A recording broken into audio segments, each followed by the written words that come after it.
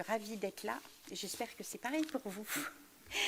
Monsieur le Président du Sénat, cher Gérard, merci d'être avec nous ce soir. Monsieur le député, cher Karl, merci également d'être fidèle. Cher Bertrand, mon binôme du conseil départemental. Cher Yves, maire de Benne, également sur le canton, merci. Fidèle également, on se voit souvent, je suis ravie. Et puis je voudrais saluer également tous les maires qui sont aussi présents et qui vont arriver surtout, parce qu'il y en a qui doivent arriver. Je voudrais aussi saluer tous les élus qui sont ici, les élus de la ville de Plaisir, mais aussi les élus qui viennent des autres collectivités. Je vois des amis de Poissy, merci infiniment, et d'autres collectivités.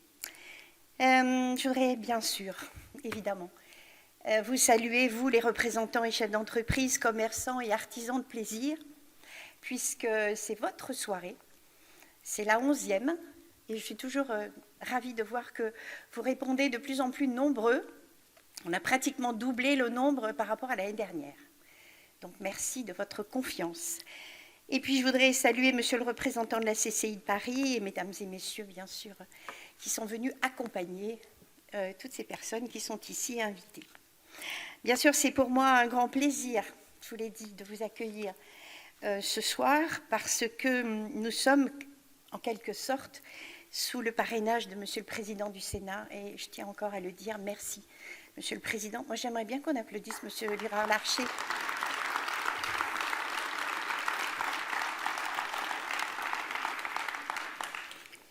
J'imagine qu'il a beaucoup de travail et de venir par chez nous, c'est quand même quelque chose d'extraordinaire et je suis toujours très reconnaissante. Et je sais que le Président est très attaché à l'entreprise et aussi à tous les sujets qui tournent autour de l'intelligence artificielle. C'est un thème que nous avions choisi cet automne, avant même que de savoir que notre Président de la République accueillerait au mois de février dernier près d'une centaine de pays et pas moins de 1500 participants pour le sommet pour l'action sur l'intelligence artificielle. Nous, on l'avait décidé bien avant. Certes, vous imaginez que notre table ronde sera d'un format un peu plus modeste que le sommet du Grand Palais, mais le thème choisi n'en est pas moins ô combien d'actualité. C'est une révolution technologique à lui seul, c'est une source d'innovation positive, mais également source d'interrogation et peut-être parfois, je le sais, d'inquiétude. C'est un thème qui frappe également de plein fouet nos collectivités territoriales et à plaisir, nous sommes, je le dis avec fierté, déjà montés dans le train de l'IA avec notre robot conversationnel. Vous le verrez lors de notre table ronde, nous avons voulu appréhender ce sujet sous un angle qui nous permet de voir que l'intelligence artificielle est une innovation bien concrète qui nous concerne toutes et tous, quasi au quotidien, mais également qui concerne la mairie ou nos entreprises locales, quelle que soit leur taille, avec un panel de représentants d'entreprises plaisiroises qui nous feront partager tout à l'heure leur vécu et leur expérience avec l'IA.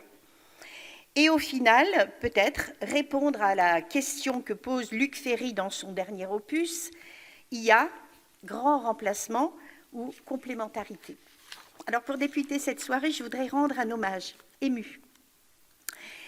Et oui, véritablement ému et très sincère à mon ami Hervé Matuszewski. C'était un grand entrepreneur et visionnaire plaisirois qui a débuté sa carrière dans le ramassage des ordures ménagères avec une charrette, avant que de bâtir un empire d'envergure nationale dans le domaine de la propreté avec la société Sépure. Hervé nous a quittés au mois de décembre dernier et il était fidèle à cette réunion.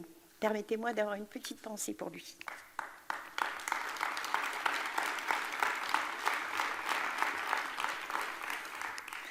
Alors, en tant que maire, je sais la place essentielle que les entreprises de toute taille occupent dans notre ville. Et même si la compétence développement économique a échu depuis 2016 à l'agglomération de Saint-Quentin, il n'en reste pas moins un lien de proximité privilégié entre l'entreprise et le territoire. Entreprise et habitants, ce sont deux piliers d'une ville comme vous le savez, auquel, bien sûr, on se doit d'ajuster et d'ajouter le tissu associatif, clé de voûte de la cohésion sociale et du bien vivre ensemble dans nos cités modernes et particulièrement actifs à plaisir. Et tous trois constituent l'écosystème de nos territoires. Que dire depuis notre dernière rencontre? Que dire du monde depuis notre dernière rencontre? Eh bien, on est émaillé de soubresauts, tant sur le plan géopolitique, économique que sur le plan social. Un climat anxiogène XXL, au niveau international, qui ne manque pas de rejaillir sur notre hexagone.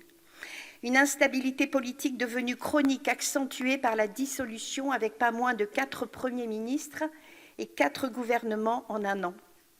On est un peu au chamboule-tout, comme si déstabiliser notre pays était devenu un jeu. Instabilité doublée d'un climat délétère entretenu par des professionnels du chaos qui en sont encore restés au fantasme du grand soir.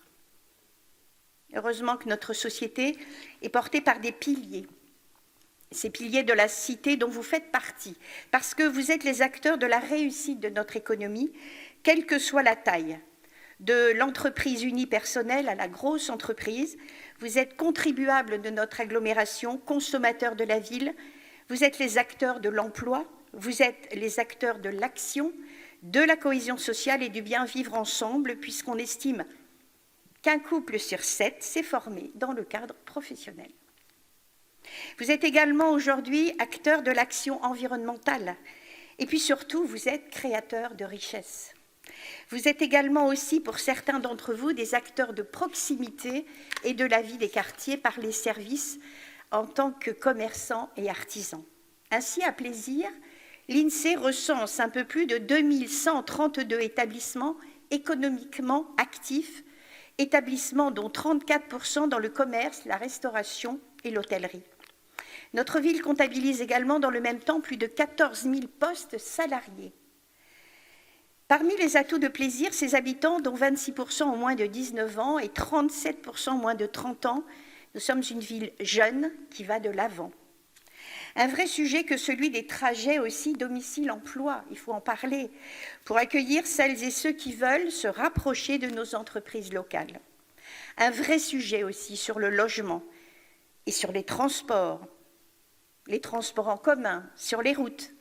Les principales voies d'accès ou de départ de la ville restent malheureusement saturées la plupart du temps, y compris le week-end pour allier le secteur de Plaisir-les-Clés, rançon de notre attractivité de nos deux villes. L'attractivité d'un territoire est essentielle. Je pourrais le dire tout à l'heure à Monsieur le Président de l'agglomération, tant pour ses entreprises que pour leurs salariés, car il ne suffit pas d'implanter une entreprise si personne ne veut venir y travailler. Je sais ainsi toutes les difficultés que rencontrent les entreprises de Sainte-Apolline et des Gâtines. Je rencontre souvent des chefs d'entreprise qui me font part de leurs difficultés à recruter de jeunes cadres, notamment parisiens, parce que Plaisir, malgré ses atouts, Plaisir vu de Paris, c'est la campagne, et la desserte en transport en commun de qualité n'est pas un long fleuve tranquille, quoi qu'on en dise. Je rencontre aussi des artisans, des commerçants qui me disent combien ils ont du mal à recruter des plombiers, des cuisiniers et même des vendeurs. Cela ne vous rassurera sans doute pas, mais même nous, en tant que ville, nous avons du mal à recruter des agents, qu'ils soient fonctionnaires, contractuels, sur des métiers pourtant bien diversifiés. Chaque année, au moment de la remise des diplômes de la médaille du travail aux Plaisirois, je suis toujours impressionnée de voir de beaux parcours linéaires des 30, 35, 40 ans, mais n'en doutons point, c'est d'ores et déjà fini des carrières longues au sein d'une même entreprise. Celui qui reste fidèle à son employeur est regardé comme un dinosaure. Le monde du travail n'est pas en évolution, mais en révolution. Les métiers aussi d'ailleurs, et vous en êtes les premiers témoins. Et vous, comme nous, devons nous y adapter. On le verra tout à l'heure, peut-être, avec l'IA. Alors, sans avoir l'outrecuidance de comparer le fonctionnement de la mairie à celui d'une entreprise, nous avons néanmoins, vous et moi, beaucoup de responsabilités et de points communs. Employeurs, dans une ville, les services municipaux étant parfois le premier employeur bâtisseur, investisseur, et moteur de nombreux pans de l'économie. Les villes sont le premier investisseur public et font travailler nombre d'entreprises, notamment dans le BTP. Mais nous avons une différence majeure, c'est que vous êtes producteurs de richesses, comme je disais tout à l'heure, tandis que nous sommes producteurs de services publics et nous en sommes fiers. En premier lieu, je voudrais vous faire part du contexte macro-budgétaire dans lequel nous évoluons. C'est un contexte dont je ne doute pas qu'il vous parlera immédiatement. Depuis des mois, voire des années, nous sommes confrontés à l'incapacité de l'État de se réformer, de se remettre en question avec le sentiment d'un toujours plus et toujours plus loin. Le quoi qu'il en coûte ne date pas d'hier, malheureusement. Et malgré des volontés affirmées, l'État semble incapable de couper court à cette fuite en avant. D'année en année, l'État a continué de creuser son trou, ses déficits, sa dette, mais vous entendez sans doute comme moi la douce musique distillée comme un poison sur ces collectivités locales qui seraient en large part responsables de ce trou abyssal. Sans doute nul n'est-il parfait, mais on oublie de dire plein de choses qui concernent les coupes sombres de l'État dans nos finances. Les transferts de charges assumés ou l'ARVER, la politique de rémunération de l'État, vis-à-vis de nos fonctionnaires, exclusivement les années électorales. Premier postulat tout d'abord, et contrairement à l'État, il faut savoir que nos collectivités ont pour obligation légale de voter leur budget en équilibre. La chose est claire. Donc, déficit budgétaire de l'État, voté, vote du budget à plaisir demain en conseil municipal, lui, en équilibre parfait. Merci.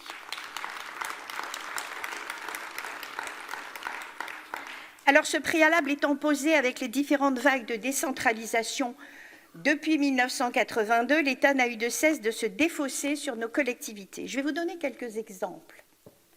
Les transferts issus de la décentralisation ont été compensés partiellement pendant 30 ans. Et puis un beau jour, comme si les charges transférées avaient disparu, l'État a décidé petit à petit d'euthanasier la dotation de compensation qu'il versait. Ainsi, pour plaisir, sommes-nous passés progressivement d'un peu plus de 11 millions de dotations annuelles à 0 en 2026, ce qui correspond à une perte globale de 102 millions en 13 ans. Au chapitre des dotations, vous le savez sans doute, Plaisir est inscrite au rang des quartiers sensibles pour l'un de ces quartiers et à ce titre, nous avons un projet de renouvellement urbain ambitieux. L'État a supprimé les 340 000 € de dotation de solidarité urbaine et de cohésion sociale que nous percevions jusqu'en 2016, soit une perte de près d'1,5 million en 9 ans. Tout ça, ça se cumule, bien évidemment. Aux coupes sombres dans les dotations vient s'ajouter la solidarité à laquelle l'État nous contraint, à savoir des sommes directement prélevées sur les impôts payés par les Plaisirois, qui servent à alimenter les budgets d'autres villes moins bien gérées ou plus en difficulté, on va dire ça comme ça. Ainsi, avec les pertes de dotations et contributions à la solidarité, ce ne sont pas moins de 113 millions d'euros dont nous avons été spoliés depuis 2011. Et cela ne s'arrête pas là, puisque la loi de finances 2025 nous a gratifié d'une nouvelle contribution pour abonder au déficit de l'État sous la forme d'un objet budgétaire non identifié, que j'appelle un OBNI. C'est un peu plus de 600 000 €. 600 000 € de trop dont nous allons être scandaleusement délestés pour rembourser cette gabegie de l'État. Tel est un rouleau compresseur. L'État vient se servir dans vos caisses en prenant en compte certains paramètres budgétaires théoriques qui l'arrangent, mais pas tous. Ainsi, à Plaisir, devons-nous aussi éponger une dette et des impayés de plus de 25 ans laissés par nos prédécesseurs. Pas moins de 6 millions d'intérêts et de capital par an à rembourser jusqu'en 2040. Dans le même temps, l'État a décidé unilatéralement de nous supprimer la taxe d'habitation. Personne n'avait rien demandé, pas plus les villes que les habitants d'ailleurs. Ainsi, désormais, seuls les propriétaires sont contribuables locaux et payent des impôts. Bien sûr, vous allez me dire, oui, mais la taxe d'habitation, elle est compensée. Peut-être, mais jusqu'à quand ? Alors, dans le même temps où il s'adonne à des coupes sombres, l'État continue de se décharger sans cesse sur les villes. Je vous donne des exemples. Par exemple, la sécurité. Petit à petit, au fil des années, l'État nous a sollicités de plus en plus. Vous voulez une voiture de patrouille sur votre ville? Achetez-la. Vous voulez un commissariat à plaisir? Eh bien, offrez-nous le terrain. C'est ce qui s'est passé. Vous voulez un commissariat sur l'agglomération de Saint-Quentin? La ville d'Elancourt mettra à disposition un terrain. Saint-Quentin, le département et la région payent. Pour compenser ces difficultés de l'État à fournir des effectifs suffisants sur le terrain, nous nous sommes rapprochés de nos voisins des Clés-sous-Bois pour mutualiser les moyens de nos polices municipales au sein d'un syndicat intercommunal, une première sur le département et une innovation au niveau national. Moyens humains renforcés, moyens matériels, véhicules, armement, vidéoprotection et centres de supervision communs, mais aussi horaires élargis, au même titre que la police nationale, avec cet été des amplitudes de 7h à 2h du matin, 7 jours sur 7. Tout cela a un coût et tout cela est à notre charge. Deuxième exemple, et pas des moindres, celui de la santé. Voici un peu plus de 20 ans, l'État a décidé de faire quelques économies sur la santé, notamment en réduisant le numerus clausus, une belle idée, je pense, de technocrate qui a notamment totalement désorganisé et mis à mal la médecine de ville. C'était sans préjugés de changements sociétaux lourds pour celles et ceux qui ont connu les visites de médecins de famille, vous savez, à domicile, 7 jours sur 7, 24 heures sur 24. Tout ça, c'est plus que de l'histoire ancienne et nous ne le retrouverons plus jamais. Aujourd'hui, être un médecin, c'est peut-être toujours une vocation, mais en tout cas, c'est un métier comme un autre. À Plaisir, ça fait 10 ans. 10 ans que nous nous battons pour attirer des nouveaux médecins. Nous avons d'ailleurs un agent dédié à la quête, je dirais une agente plutôt, puisque c'est une femme, dédiée à la quête et aux relations avec les professionnels de santé. Nous avons instauré une aide municipale de 10 000 € pour les médecins généralistes qui s'installent. Nous avons aussi des cabines de santé pour des consultations en visio. Et nous avons ouvert une maison médicale municipale provisoire dans les murs de l'hôpital. Ainsi, grâce à tout ce travail, depuis 2020, la courbe descendante des médecins s'inverse-t-elle avec l'arrivée de plus de 60 praticiens, de 3 centres d'imagerie médicale, de 2 nouveaux centres ophtalmologiques, d'un nouveau centre médical au sein duquel 4 généralistes sont déjà installés et 6 vont arriver avant la fin de l'été. Et puis la ville a engagé un projet d'une maison médicale municipale en cours de construction qui accueillera une vingtaine de praticiens en 2026. Dans le même sens, la ville a créé un réseau de santé entre les médecins de ville et l'hôpital de Plaisir, et elle les réunit une fois par an. Et voilà comment les villes se retrouvent à devoir investir humainement, financièrement, à devoir s'impliquer sur un sujet qui n'a jamais été de leur ressort. Ce nouveau contexte nous laisse à penser que si nous, maires, avions une vocation d'entrepreneurs et de bâtisseurs dans l'avenir, l'État va nous commuer en simples gestionnaires et petit à petit, nous allons retrouver l'écharpe des maires de la Troisième République, celle qu'ils portaient pour l'inauguration des chrysanthèmes.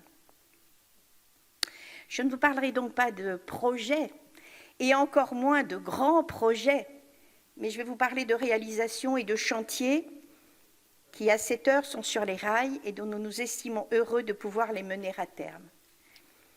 Cela ne veut pas dire que nous ne ferons plus rien. Cela veut dire que nous ferons forcément moins, mais surtout que nous ferons différemment. Parmi les grandes réalisations auxquelles nous étions particulièrement attachés figure la refonte totale de notre plan local d'urbanisme, le fameux PLU, ce document qui préfigure le devenir d'une ville. L'aménagement, c'est aussi le développement économique avec plusieurs projets en cours avec la dernière tranche de la nouvelle zone d'activité au sud de la RD 30, avec le futur parc d'activité à la Mare aux Saules, et enfin 3 futurs parcs d'activité, notamment sur les anciens terrains des Gâtines dans la zone industrielle. Tout cela va contribuer à offrir une nouvelle vitrine et un nouvel essor à cette zone, essor auquel plusieurs de ces acteurs historiques vont eux-mêmes contribuer en développant leur activité. Nombre de chantiers ont été menés ces dernières années, des chantiers structurants, des chantiers réalisés ou en cours. Ainsi, la culture, le patrimoine ne sont pas en reste. Nous avons engagé la restauration complète de notre château classé. Ce projet est un projet qui nous tient à cœur, parce qu'après notre église du XIIe siècle, restaurée en 2012, Il n'était pas question que je sois le maire qui aurait laissé s'effondrer notre château, joyau de notre patrimoine historique, au cœur d'un écrin de verdure. Un devoir vis-à-vis de ceux qui nous ont légué ce patrimoine historique du XVIIe siècle qui fait notre fierté et surtout peut-être un devoir vis-à-vis des générations futures. Certes, ce projet avoisine les 10 millions d'euros, mais il n'en fallait pas moins pour lui rendre son cachet. Ces dépenses seront d'ailleurs accompagnées par Saint-Quentin, le département, la région, la DRAC, et à hauteur de plus de 60% de subventions.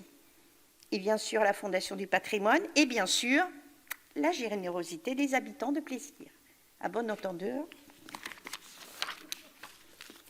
Pour terminer cet inventaire à l'après-vert et ce panorama, et vous allez comprendre très vite pourquoi j'ai gardé ce point pour la fin, figure également notre priorité dans la qualité de l'accueil et de la relation avec nos habitants, une qualité qui passe par notre maison France Service, bien sûr, qui reçoit les Plaisirois, et bien au-delà pour les accompagner dans toutes sortes, et je dis bien toutes sortes de démarches administratives, à l'exception de celles des services spécifiques de la mairie. Ce sont ainsi 60 000 démarches qui sont réalisées annuellement.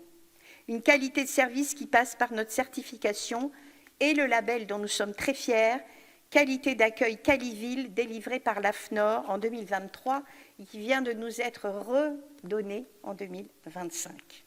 Un label qui vise la qualité d'accueil physique et la qualité d'accueil téléphonique. Et c'est là qu'intervient Optimus, notre assistant vocal conversationnel, issu de l'intelligence artificielle, au standard qui permet un taux de réponse aux appels téléphoniques de plus de 99%, et qui propose des réponses totalement individualisées, mais surtout intelligentes, loin du simple appuyer sur la touche 1, appuyer sur la touche 2, et appuyer sur la touche 3.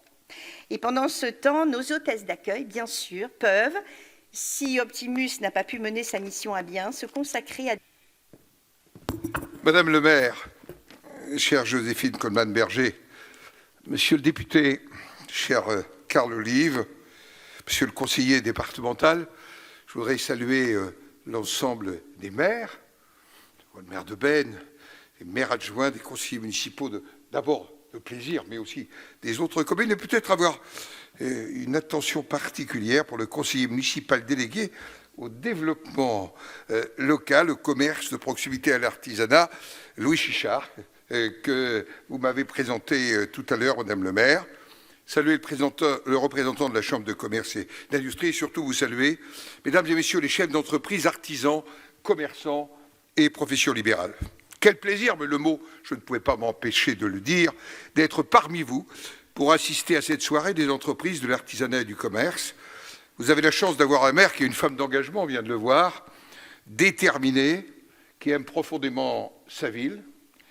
Et on vient de le voir aussi avec des réalisations au travers de ce petit film. Au travers de cette soirée, il s'agit de mettre en avant ceux qui créent de la richesse. Car si les maires et les élus locaux forment le premier maillon de l'action publique, vous êtes quant à vous, chefs d'entreprise, artisans, commerçants, les moteurs du dynamisme de nos territoires. C'est vous qui créez les emplois nécessaires à la vitalité de nos communes et de nos intercommunalités. Sans entreprise, sans emploi, un territoire n'a pas d'avenir. Je peux vous le dire, je le vois dans une partie de notre pays. C'est un constat que je fais malheureusement. Oui, son attractivité dépend indiscutablement du développement de ces entreprises. Les élus locaux le savent, puisqu'ils se démènent pour créer les conditions favorables à l'arrivée d'entreprises ou à leur développement. Alors, quand je regarde les statistiques de Plaisir, 2666 aujourd'hui acteurs économiques recensés. Et l'organisation de cette soirée en est la preuve. Il y a bien sûr aussi la Maison de l'entreprise et de l'emploi qui accompagne.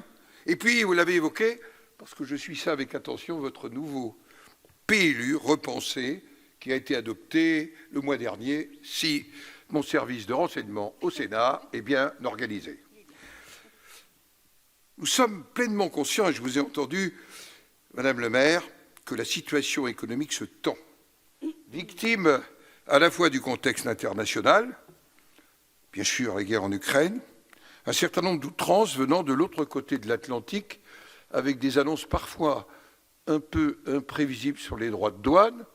J'étais ce midi avec le président de la Chambre des Lords du Royaume-Uni, qui ignore demain matin les annonces qui seront faites en matière notamment d'industrie métallurgique et d'automobile, mais aussi instabilité au Proche-Orient.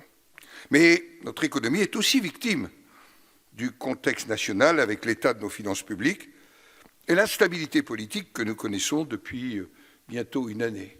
Simplement, Madame le maire, vous avez cité les chiffres. La dépense publique en France, c'est près de 58% de notre richesse produite, ce qu'on appelle le PIB. 1 632 milliards pour cette année.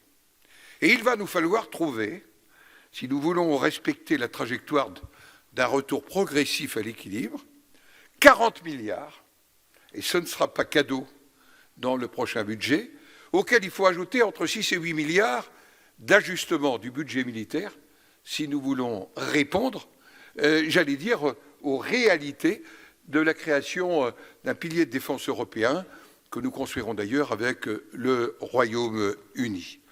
Donc, les temps qui viennent, Madame le maire, risquent de vous amener à faire des discours assez comparables à celui que vous avez fait, et pourtant le Sénat a tenté de veiller à ce qu'on ne pèse pas trop sur les collectivités territoriales. Je crois que notre pays et son économie ont besoin de stabilité. Il a également besoin de se réformer, de simplifier les procédures. Car aujourd'hui, être chef d'entreprise relève parfois du parcours d'obstacles. Nous devons plus que jamais faciliter votre quotidien.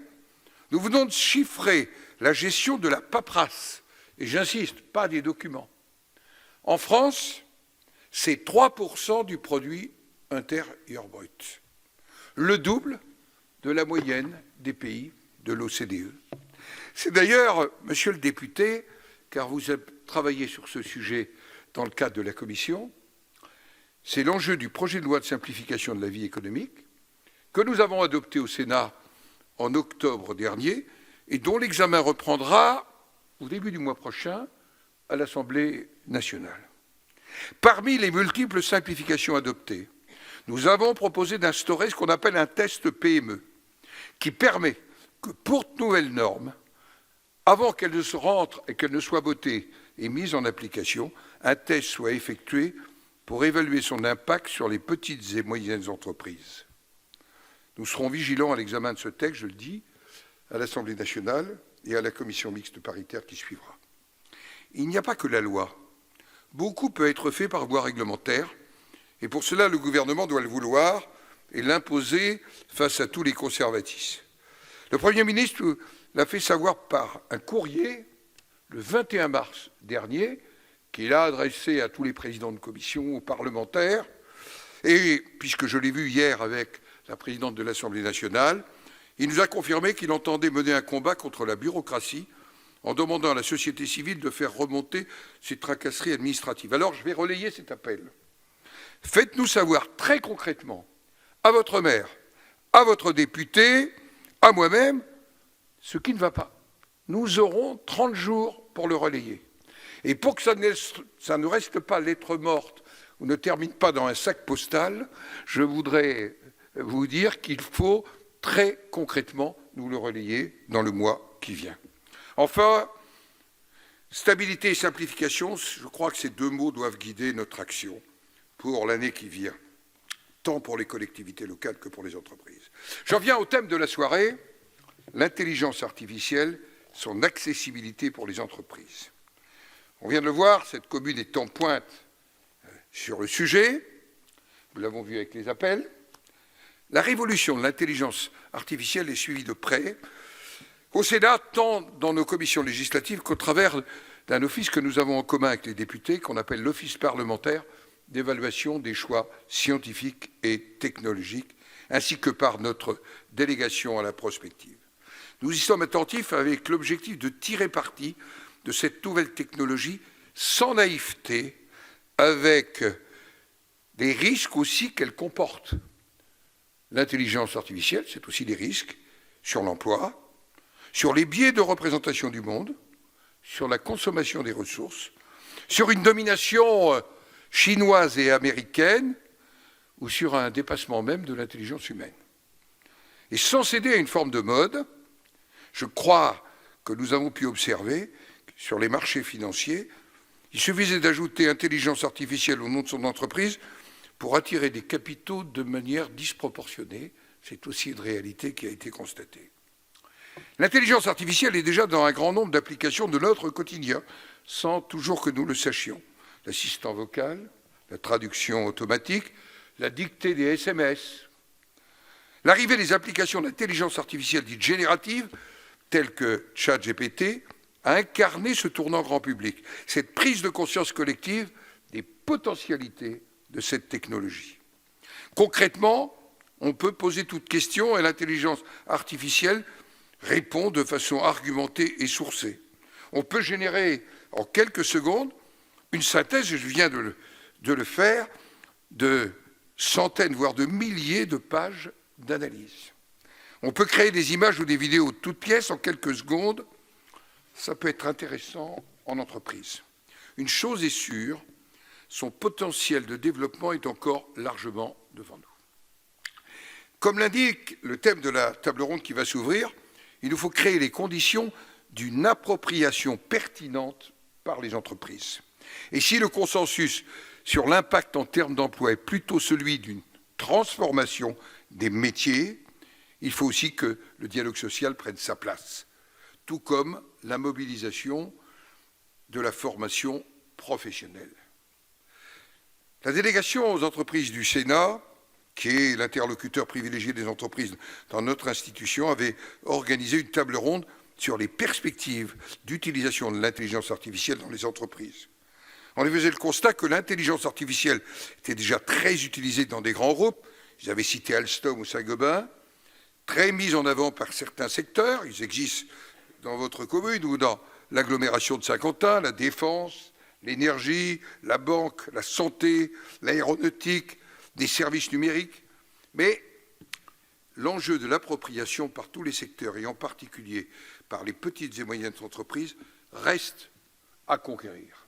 Un chiffre, BPI France, seulement 3% des dirigeants de TPE et de PME en faisaient un usage régulier en 2023 et 12% un usage occasionnel. Les chiffres ont augmenté en 2024, mais voyez que nous sommes loin encore d'un objectif d'utilisation. Un certain nombre d'applications peuvent être utiles pour les entreprises, la gestion des mails, l'automatisation des tâches administratives, la gestion du service client ou la création de contenu. Ce peut être des choses très simples.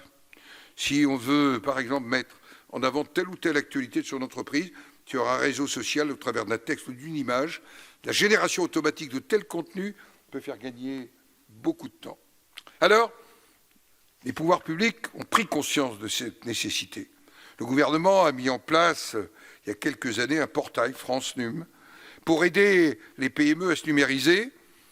La région Île-de-France a déployé un pack IA permettant de financer une prise en charge à 50%, beaucoup ne le savent pas, d'un accompagnement personnalisé pour l'entreprise. Les chambres de commerce et d'industrie, je salue à nouveau son représentant, sont mobilisées. Le rapport IA et PME, accompagner les PME françaises dans l'appropriation de l'intelligence artificielle, a été publié à mi-2024 pour dresser un état des lieux de l'adoption de l'intelligence artificielle par les petites et les moyennes entreprises françaises. Bien entendu, cela n'est possible que si l'accès à Internet à haut débit est garanti à tous. Aujourd'hui, 94% des locaux sont couverts en très haut débit, 91% en fibre optique. Nous devons assurer aussi, et ça c'est notre responsabilité, à l'apparition de solutions d'intelligence artificielle made in France et made in Europe pour limiter notre dépendance.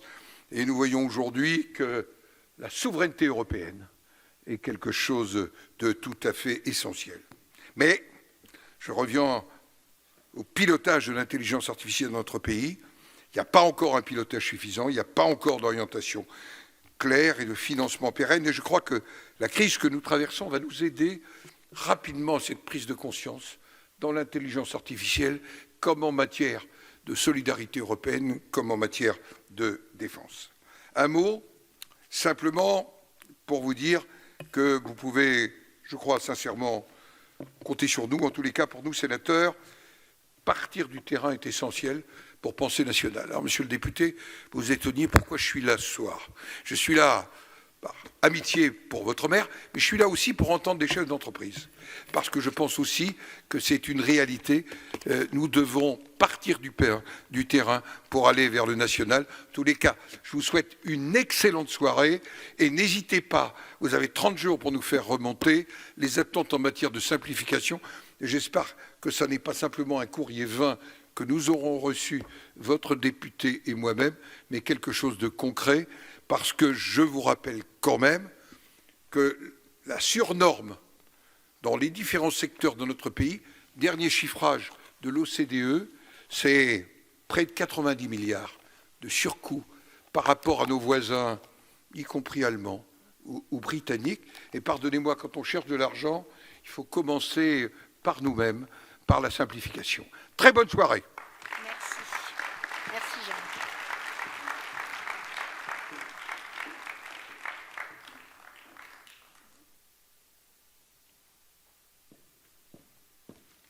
Je vous prie de m'excuser, mais j'ai un petit appel. Que personne ne bouge. Bienvenue à la mairie de la ville de Plaisir. Je suis Optimus, votre assistant conversationnel. À des fins d'amélioration continue de nos services, je vous informe que votre appel est enregistré afin d'améliorer mes réponses. Pour en savoir plus sur l'utilisation de vos données personnelles, vous pourrez consulter notre site internet à l'onglet Gestion des données personnelles. Afin de mieux vous servir, pouvez-vous m'indiquer, en quelques mots ou une phrase courte, le motif de votre appel? C'est à vous. Oups, je vais couper la parole. Bonjour Optimus, pourrais-tu me dire, je vais le tutoyer, hein, parce que je le connais, pourrais-tu me dire pourquoi tu as été mis en place dans la ville de Plaisir? Bien reçu. Je vérifie quelques informations pour vous répondre précisément.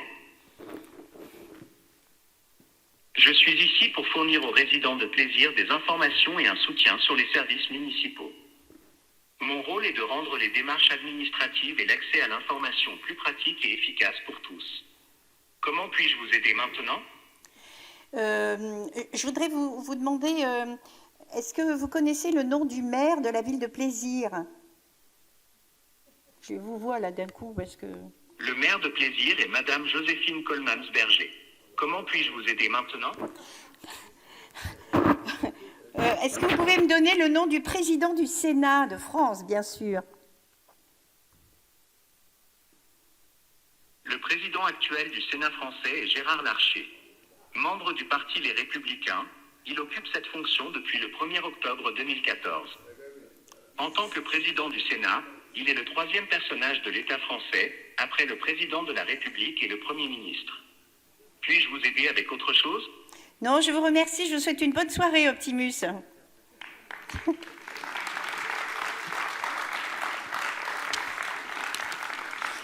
Voilà, c'était un petit clin d'œil pour notre Optimus adoré. Voilà, je vais inviter Monsieur Marc Arbonard à venir nous rejoindre. C'est lui qui va animer la soirée et cette table ronde.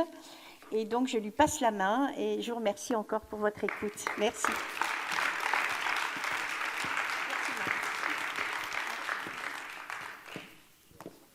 Bonsoir. Alors moi je suis Marc Arbonard, donc je suis le conseiller numérique à la CCI Paris-Île-de-France. C'est-à-dire que mon rôle au quotidien, c'est d'accompagner les entreprises à ce qu'on appelle la transformation numérique. Alors principalement, j'accompagne des entreprises TPE de moins de 10 salariés. Et vraiment, j'interviens aussi en entreprise. Et il y a 2 ans à peu près, 2 ans et demi maintenant, j'ai commencé à voir des frémissements qui arrivaient. J'entendais parler IA générative. Quand on parle d'IA ce soir, c'est surtout ce qu'on appelle l'IA générative. Et je voulais vous dire ce soir que nous sommes en train collectivement de vivre une révolution. De la même manière qu'on a connu l'industrialisation, la robotisation, l'arrivée d'Internet, l'arrivée de l'informatique, aujourd'hui on est en train de vivre une révolution collective. Sauf qu'à la différence, c'est qu'elle arrive très vite, très fortement, très vite. Les outils, moi je fais une veille à peu près quotidienne. d'une heure, 1 heure et demie chaque jour. Les outils évoluent chaque jour. Chaque jour, vous allez sur ChatGPT. Ah, tiens, il y a un nouveau bouton. Vous allez, ah, tiens, il y a un nouvel outil.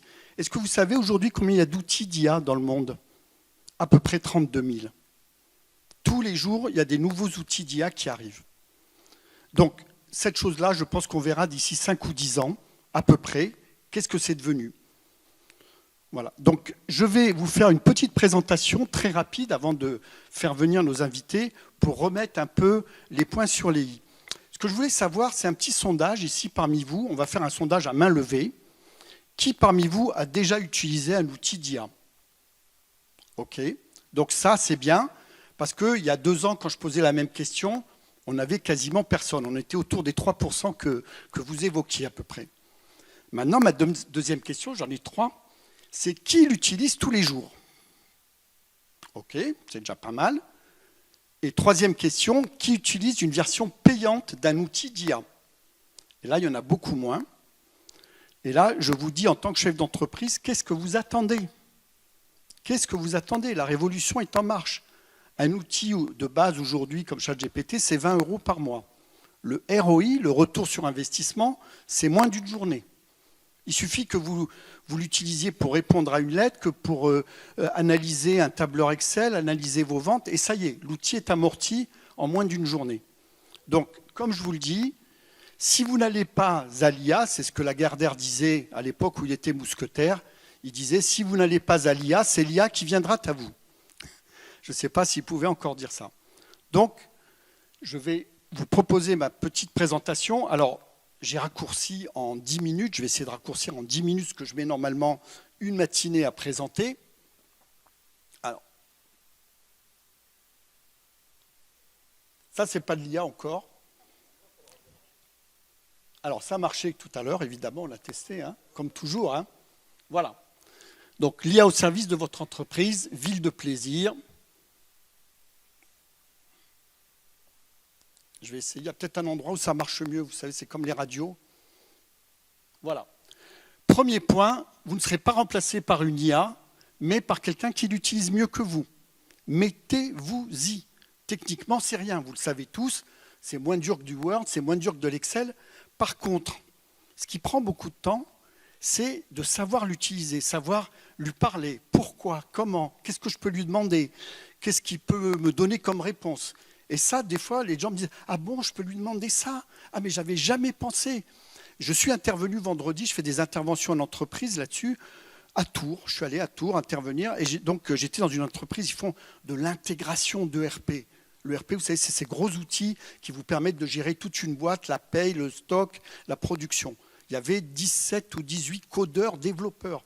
Moi, je suis arrivé, j'étais impressionné. Je ne suis pas du tout codeur ni développeur. J'ai eu un parcours, comme on dit, atypique. Photographe, j'ai créé des petites boîtes, enfin bon, tout un tas de choses. Et les gars étaient sidérés. À la fin de la matinée, ils m'ont dit, mais on n'avait jamais pensé qu'on pourrait faire ça avec. Le problème, c'est que c'est un game changer, comme on dit en termes. C'est-à-dire qu'eux se sont dit, si nous, on ne s'y met pas à utiliser l'outil pour coder des modules, pour coder des choses comme ça, nos concurrents, eux, vont s'y mettre. Est-ce que là où on facture 10 jours à un client, les concurrents, ils vont facturer 5 jours et ils le feront en 2 jours avec l'IA. Et on faisait des codages de modules, ils étaient impressionnés. Hein. Ils regardaient ça, ils disaient ça comme nous, on lit le français, ils disaient « Ah ouais, c'est pas mal la manière dont il aborde la réponse. » Alors, il y avait des lignes de code qui passaient. Voilà, ils étaient assez impressionnés. Donc, mettez-vous-y parce que sinon, ce sont vos concurrents qui s'y mettront. Ensuite, maîtriser l'IA, tu veux, comme dit Maître Yoda, bon professionnel, il te faut être. C'est-à-dire que pour tirer le meilleur parti de l'IA, il faut avoir des compétences. Et les compétences, aujourd'hui, elles ne sont pas du tout de savoir utiliser un logiciel. C'est vraiment être professionnel dans son secteur. Moi, je vous donne un exemple.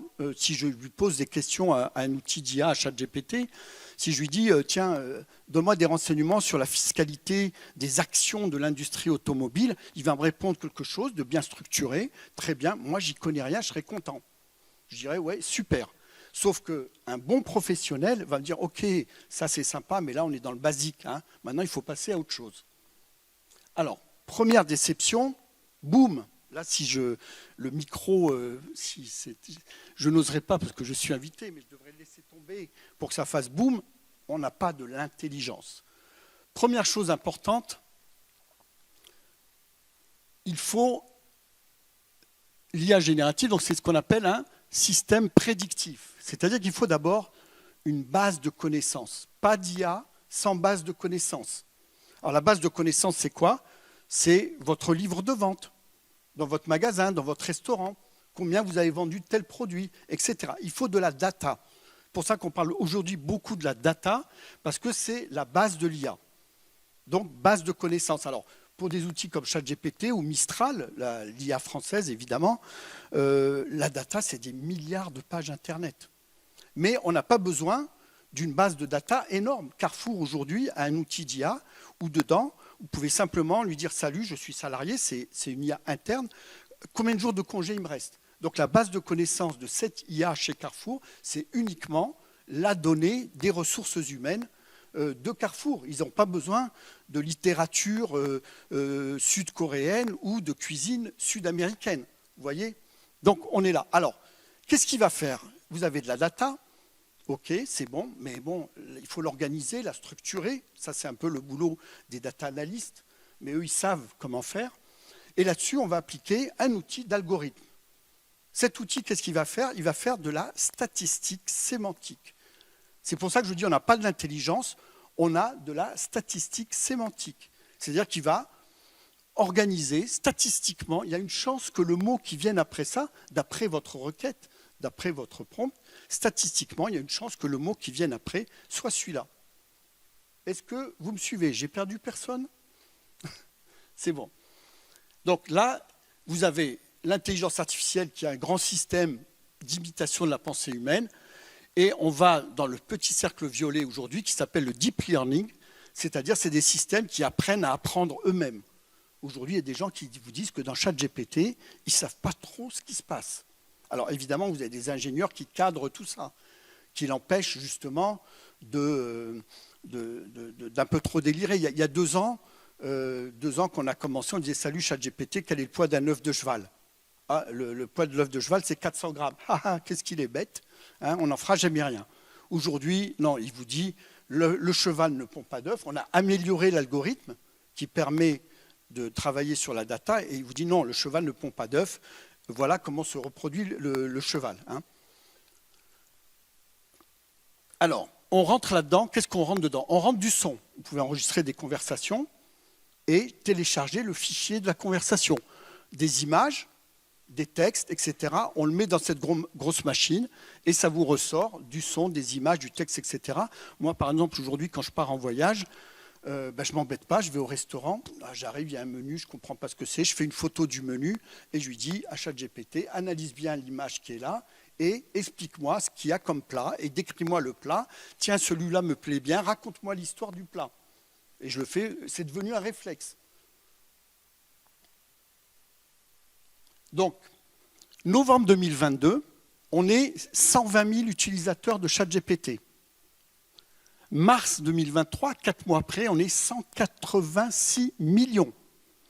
C'est l'outil numérique qui a connu la plus forte progression en termes de nombre d'utilisateurs. C'est là où je vous dis c'est une révolution massive qui est en train d'arriver sur nous. Autant j'étais dubitatif sur ce qu'on a appelé les NFT. Vous savez, les œuvres d'art. Tiens, salut, regarde, j'ai une œuvre d'art numérique, ça vaut 100 000 €. Ah, ben oui, t'en feras quoi? Et puis, les gens n'arrivent pas à les revendre. Autant j'étais dubitatif aussi sur les lunettes de réalité virtuelle. C'est très bien hein, pour voir une expo, pour voir un truc, mais passer toute sa journée avec ces lunettes-là, j'étais très réservé. Autant je vois aujourd'hui, moi, des startups qui font des boulots magnifiques avec des lunettes de réalité virtuelle. Dans des startups, on peut entraîner les médecins, les futurs médecins à répéter 10 fois, 100 fois le même geste. J'ai vu aussi une démonstration pour la police, par exemple. Vous voyez, ils se mettent dans des cales de réalité virtuelle et puis ils s'entraînent à vivre des événements qu'on leur dit, voilà, il y a le gars qui arrive derrière, comment tu réagis? Ils peuvent répéter l'action 100 fois ou 10 000 fois. J'essaie d'avancer. Donc, vous voyez, il a fallu 3 ans et demi à Netflix pour avoir son premier million d'utilisateurs. Il a fallu 10 mois à Facebook pour avoir son premier million d'utilisateurs. Et pour ChatGPT, il a fallu 5 jours. Le rêve de tout chef d'entreprise. Hein. Premier million d'utilisateurs en 5 jours. Waouh! Alors, malheureusement ou heureusement, dans ce genre d'affaires, the first take all, le premier rafle tout. Et on est en train de voir un phénomène qui arrive à peu près similaire. Vous voyez, ça va jusqu'à juin 2024. Donc là, on a ChatGPT qui est en bleu, où il y a eu à peu près 3 milliards de connexions sur ChatGPT en juin 2024. Et les autres, vous voyez, qui stagnent à peu près. Vous avez Perplexity, Claude, Gemini de Google, etc. etc. Est-ce que ChatGPT va l'emporter? C'est encore trop frais pour le dire.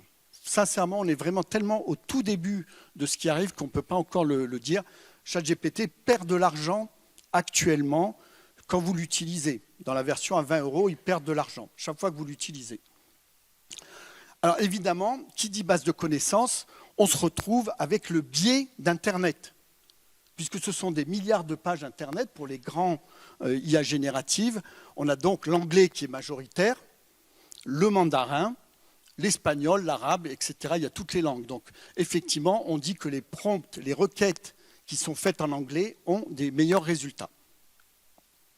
Ensuite, la base de connaissances, la taille de la base de connaissances. Vous voyez, là, vous aviez ChatGPT 3. Donc, c'était à peu près 175 000 milliards de pages Internet. Vous voyez la différence avec la version payante de ChatGPT 4, de la base de connaissances. Ensuite, vous avez ChatGPT 4 et dans l'année devrait arriver ChatGPT 5. Donc, vous voyez encore l'écart de la base de connaissances. C'est évident que plus la base de connaissances est élevée, plus on aura de chances d'avoir des résultats précis et ponctuels.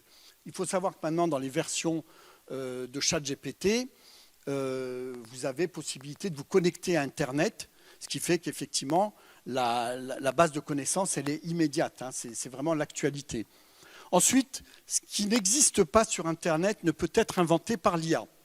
Plus un objet est présent sur Internet, plus il y a des chances qu'il soit bien représenté. Là, on a par exemple le prompt, la requête, la demande pour générer une image. Elle est très simple, c'est un sac Louis Vuitton. Comme le sac Louis Vuitton est très représenté en photographie sur Internet, on arrive à peu près à avoir une image qui restitue fidèlement. Mais certainement, ça ne représente pas un vrai sac Vuitton. Ensuite, vous l'aviez évoqué, Monsieur le Président, le biais. Évidemment, l'outil, il va vous rendre une réponse moyenne. Là, par exemple, la demande, c'est a CEO, un PDG, en anglais. Eh bien, qu'est-ce qu'on retrouve? On retrouve un homme mâle blanc de plus de 50 ans avec costume cravate. C'est le biais, c'est-à-dire qu'il va vous donner ce qu'on trouve majoritairement sur Internet, ce qui est majoritairement représenté. Il y a eu une polémique l'an dernier où ça avait fait le débat sur des forums où on disait « Fais-moi une représentation d'une femme médecin noire qui soigne un enfant blanc pauvre ». L'IA n'y arrivait pas. Elle vous donnait toujours le médecin blanc, parce que lui, il avait les mots-clés qui étaient médecin, femme, etc. Et il repartait dans la surreprésentation. Bon, on y est finalement arrivé, mais c'était assez difficile. Donc, attention au biais. Donc, pour faire un prompt, il n'y a pas de 10 000 façons. Le contexte, on lui explique pourquoi. Le rôle, qui je suis. Quand je lui dis « je suis un spécialiste de tel secteur », ce n'est pas pour rien. C'est qu'en lui disant ça, quand vous lui donnez des indications sur le contexte, sur qui je suis, etc., lui, ça lui permet de circonscrire dans quelle partie de sa base de connaissances il va aller chercher la réponse. Voilà, donc c'est très important, le format de la réponse et le ton et le style. Moi, je m'amuse toujours quand je fais, par exemple, je prends une entreprise, voilà, je lui dis, va visiter le site de la boîte, fais-moi une présentation complète de la boîte. Il y a des gens, des fois, qui sont stupéfaits. Ils me disent, quoi, c'est ça mon entreprise? J'avais jamais eu un texte aussi beau, aussi bien rédigé. Et puis après, je lui dis, allez, fais-moi une présentation, wesh, wesh. Ah, il adore, ouais. Yo, frère, ça c'est de la balle, ta boîte, elle est géniale. Bon, ça, le ton est très important. Je continue. L'IA française, Mistral, qui a beaucoup évolué ces dernières semaines. Vraiment, aujourd'hui, pour moi, ils sont vraiment arrivés au niveau de ChatGPT sur pas mal de points. Alors, vous voyez que c'est très simple, les interfaces. C'est toujours cette barre de questionnement, vous le connaissez tous. Là, on a ChatGPT. Alors, ChatGPT a énormément évolué aussi ces derniers temps. Maintenant, vous avez un petit point pour générer de la vidéo, donc des petites vidéos courtes. Pas mal du tout. Il y a des gens, j'ai vu passer, il est lancé un concours de courts-métrages réalisés à partir de vidéos d'IA. Ensuite, vous en avez d'autres, je vais pas tous vous les décrire, hein, je vous l'ai dit, il y en a 32 000. Voilà. Donc, avec l'IA, transformez vos ébauches en projets aboutis. L'IA, c'est vraiment la fin du syndrome de la page blanche. Très souvent, on est là, on a une idée, on a une intuition, on ne sait pas trop comment la sortir. Ben maintenant, hop, on balance ça dans ChatGPT avec un bon contexte, un bon rôle. Et déjà, vous avez une première mouture de ce que vous voulez faire. Moi, je suis une restauratrice chinoise. Elle me disait, j'avais une très forte appréhension par rapport à la langue française. Je ne parle pas très bien, je ne m'exprime pas bien. J'avais très peur d'écrire, j'avais très peur de... Elle dit, maintenant avec ChatGPT, c'est extraordinaire. Je fais mes réponses aux avis Google avec ChatGPT. Donc, elle copie l'avis Google du client. Vous savez, la fiche Google My Business que vous avez certainement toutes et tous. Et hop, il lui fait la réponse. Elle lui dit, voilà, fais-moi une réponse à cette... Elle dit, j'ai plus peur du tout. Elle dit, j'améliore mon français. Parce qu'elle dit, je pose la question à ChatGPT dans mon mauvais français que j'estime mauvais, et lui va me donner la bonne réponse dans un bon français. Donc je vois ce que c'est, je fais des progrès. Donc déjà, ça évite le syndrome de la page blanche. Il y a une équipe de compétences infinies toujours à vos côtés, ben ouais. Surtout pour les TPE-PME, n'hésitez pas à la questionner sur des questions de droit, sur des questions de réglementation. Comme maintenant, vous avez la possibilité de vous connecter sur Internet, il va vous donner ses sources. Il va vous dire, tiens, là, c'est un texte du gouvernement. Tiens, là, c'est un article machin, etc., etc. Donc, tout est sourcé. Hein. Donc, vous pouvez avoir à peu près confiance dans la réponse qu'il va construire. On est loin de cet avocat américain qui a été radié du barreau en 2023 parce qu'il avait fait toute sa plaidoirie avec ChatGPT. Tout était faux. Il avait inventé, statistiques sémantiques, il avait inventé les réponses. Pardon.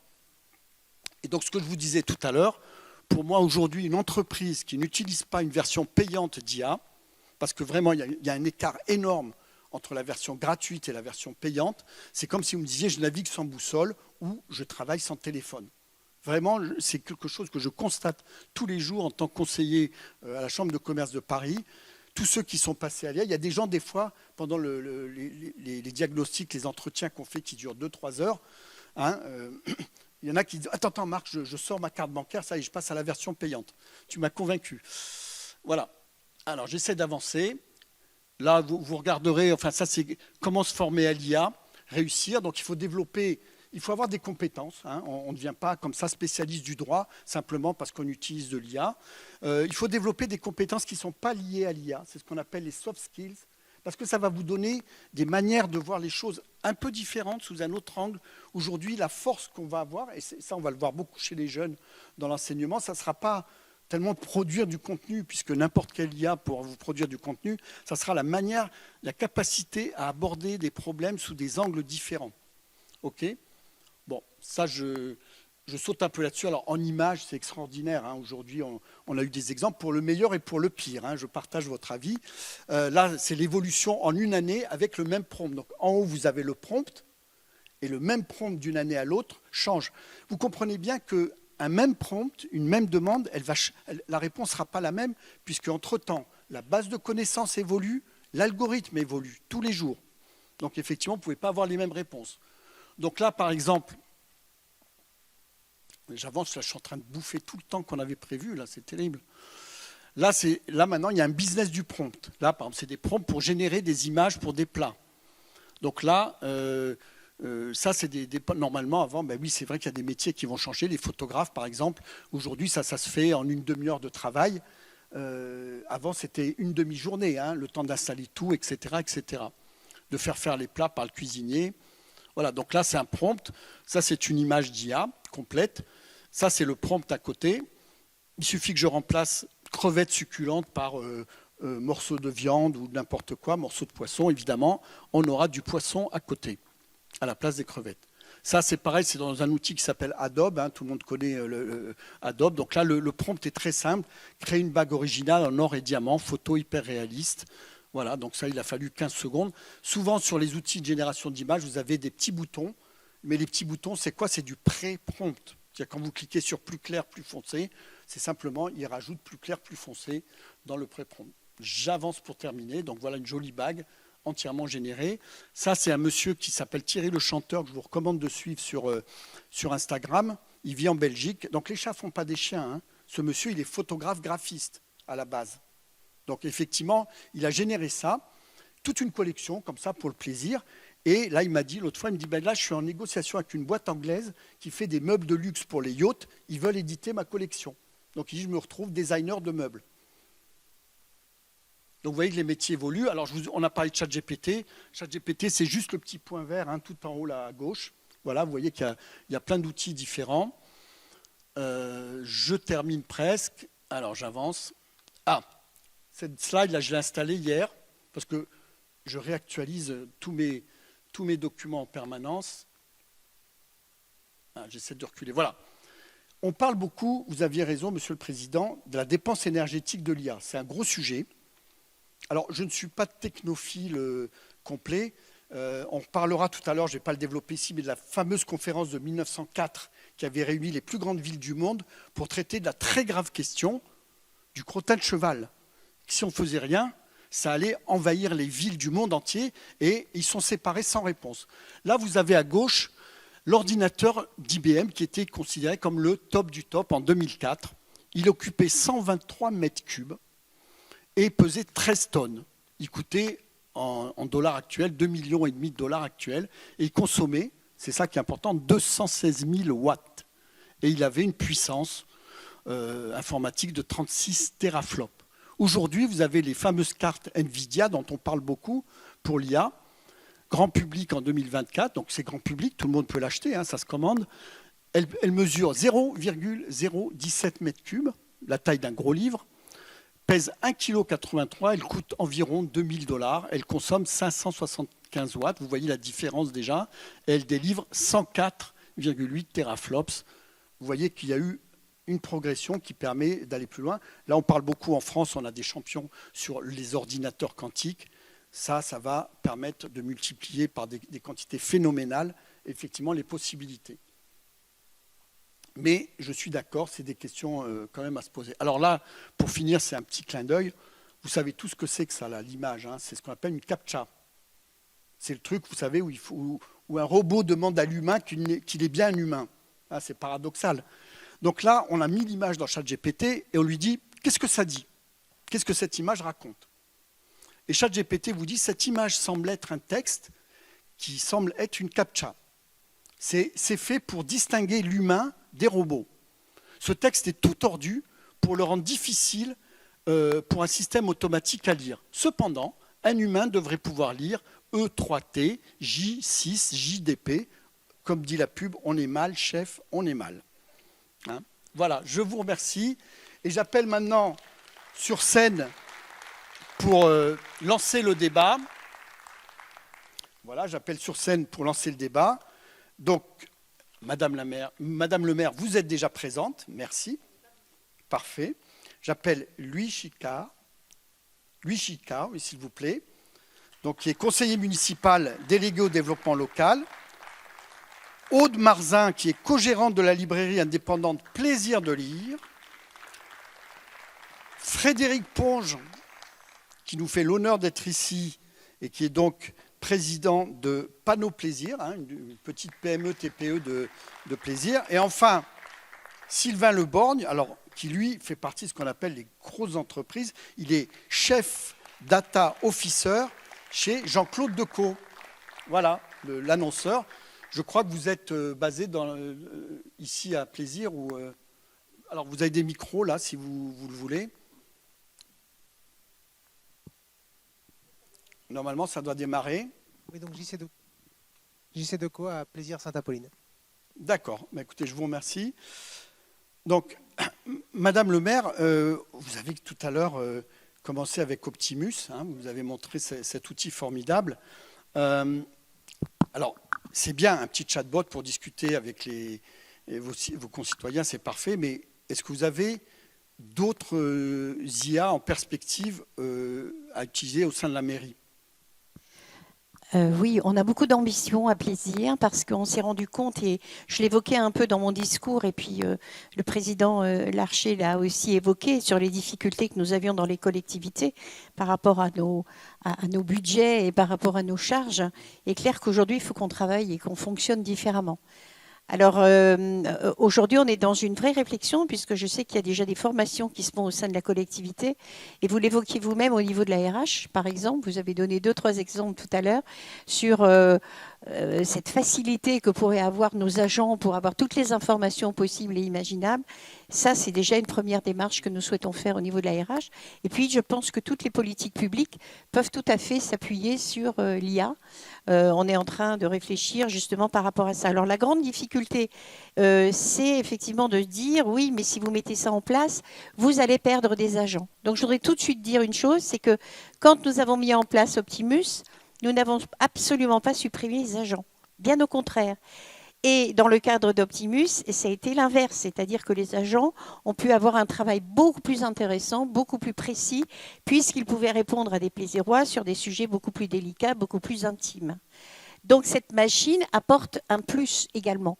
Donc ça veut dire que si on met ça en place sur nos politiques publiques au sein de la collectivité dans tous les secteurs, ça ne veut pas dire qu'on va se débarrasser d'agents. Ça veut dire que les agents travailleront autrement. Donc on est dans une ouverture totale à plaisir par rapport à ça. Comme je disais tout à l'heure, c'est une révolution qu'on est en train de vivre aujourd'hui, tous collectivement ensemble. C'est quelque chose de... On ne sait pas très bien où ça peut nous mener. Je vais m'adresser à Aude Marzin. Alors Aude, vous êtes co-gérante de la librairie Plaisir de lire. Oui.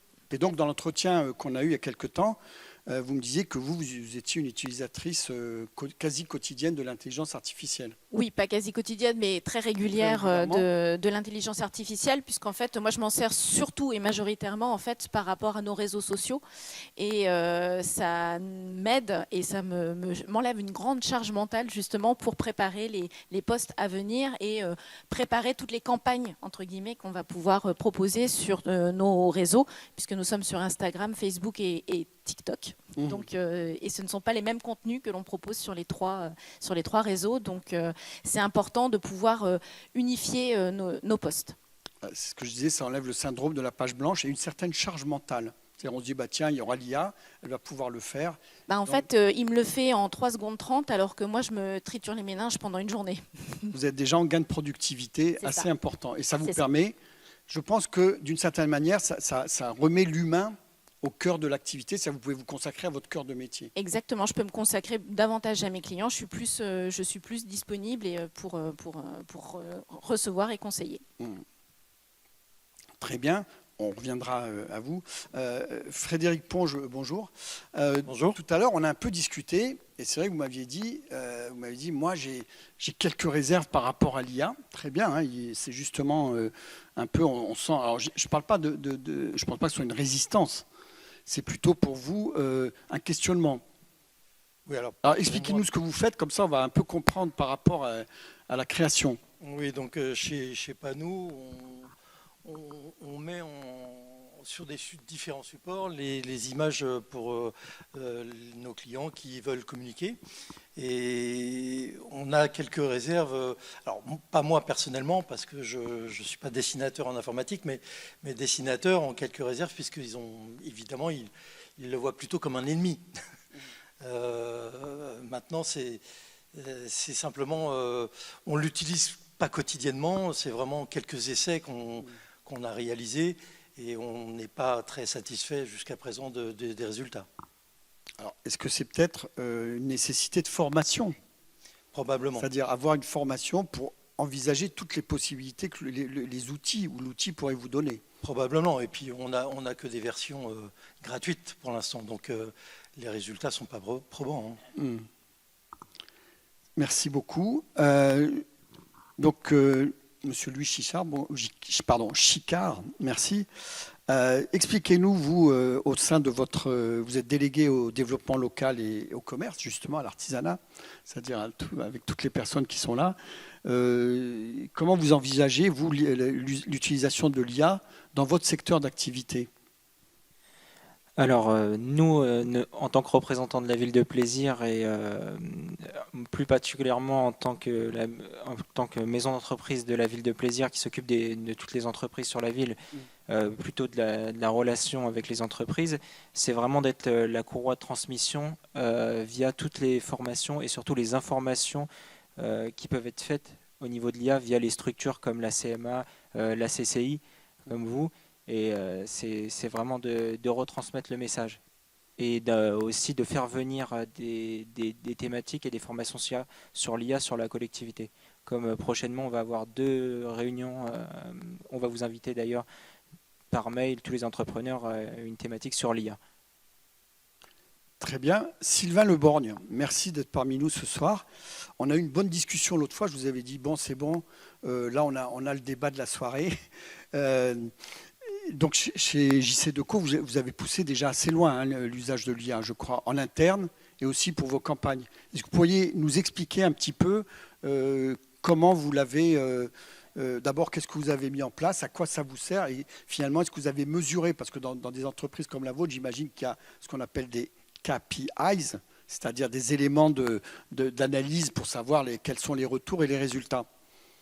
Oui, l'idée, c'est vraiment de réaliser des tests et de voir à quoi l'intelligence artificielle pourra permettre des gains de productivité, des gains d'efficacité, mais aussi proposer parfois des services nouveaux. Et on cherche à l'appliquer à tous les domaines de l'entreprise.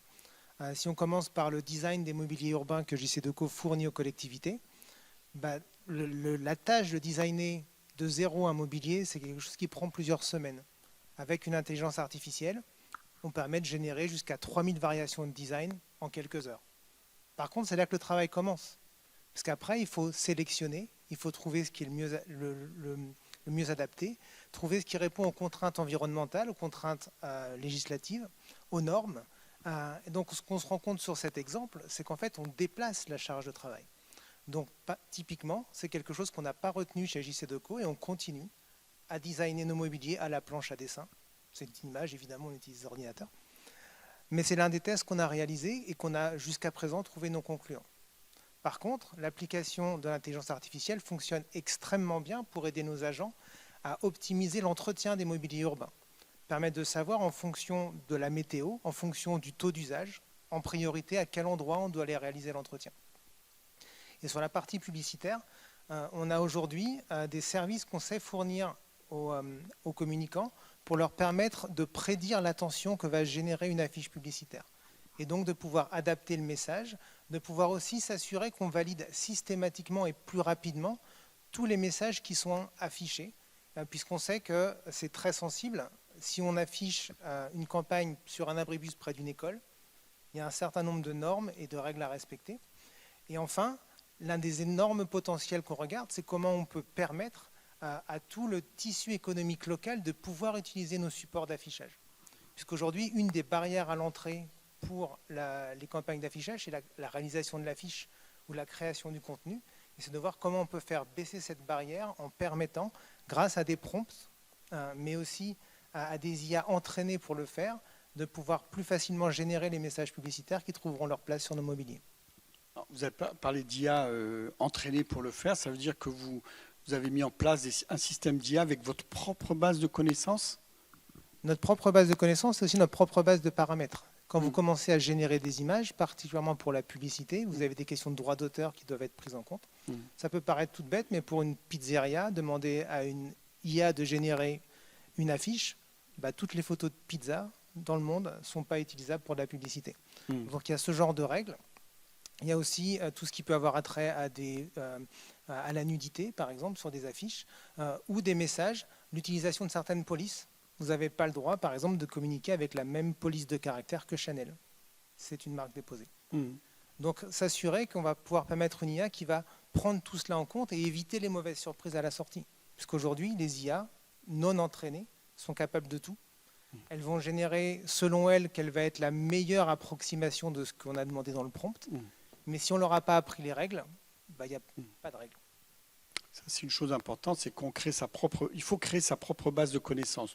Aujourd'hui, dans des outils comme ChatGPT, vous pouvez créer votre GPT spécialisé dans lequel vous pouvez rajouter 20 documents. Chaque document pouvant faire 200 mégas, c'est-à-dire en gros 40 000 pages de renseignements. Donc si vous êtes par exemple spécialisé dans un secteur d'activité, ça peut être des données techniques, des fiches techniques, etc., etc. Parce que ChatGPT n'a pas tout, évidemment. Ça, je dirais, c'est très important. Et quand vous questionnez ChatGPT à travers votre propre ChatGPT, votre base de connaissances, la réponse est beaucoup, beaucoup plus pointue et pertinente, évidemment.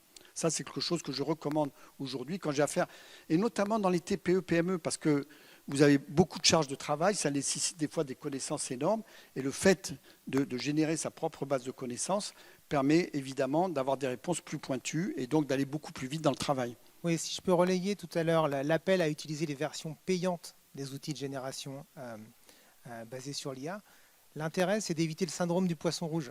Si vous utilisez des versions gratuites, ça va repartir de zéro à chaque fois. Elle n'apprend pas pour vous.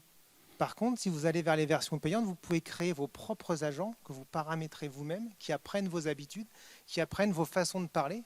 Tout simplement, si vous générez des emails, il va automatiquement reprendre les mêmes formules de politesse que vous utilisez le plus souvent.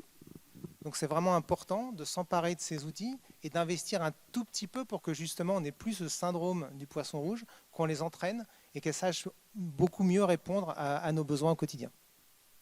Aude Marzin, est-ce que dans votre secteur de la librairie, vous entendez parler d'IA, de produits spécifiques, de développement d'outils spécifiques ? Alors, en librairie actuellement, l'IA, elle est surtout présente sur nos tables avec beaucoup de livres de tous les sujets. Mais au sein même de la profession, ça commence un tout petit peu à émerger. Mais on va dire que la profession de libraire est quand même assez méfiante pour beaucoup de l'informatique et des avancées un petit peu technologiques. Pour quelques-uns qui vont être assez curieux et vouloir y aller, il y en aura beaucoup qui vont être très très méfiants et attendre sur le bord de la route. Pourtant, aujourd'hui, il y a des outils avec de l'IA qui permettent de gérer des stocks.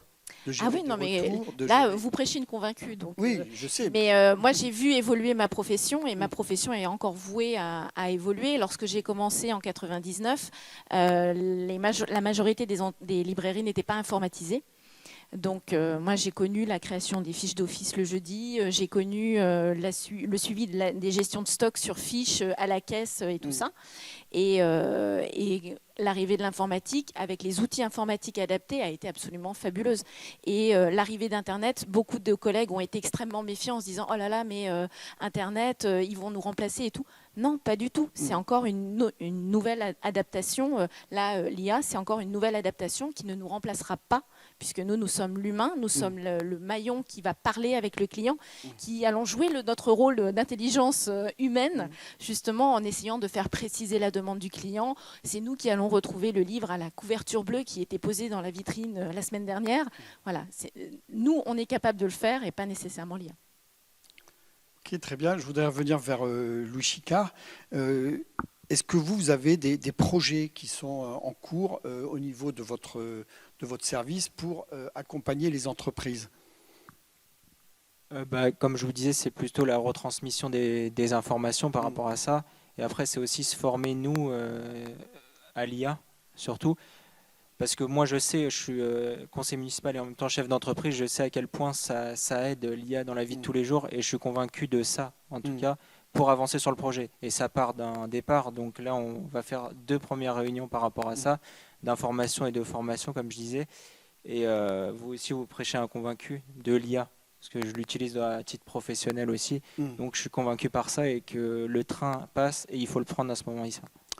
Parole que vous voulez me dire, c'est ce que m'avait dit un chef d'entreprise. Il m'a dit « Marc, venez vite, il y a le train qui arrive, je le vois arriver très vite, un peu comme dans le film des Frères Lumière, vous savez, et je voudrais bien monter dedans, donc aidez-nous à monter dedans. Hein. » C'est un peu ça qui arrive et que je dis à tout le monde.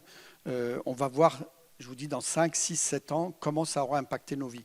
Aujourd'hui, on ne s'imagine pas sans son téléphone portable.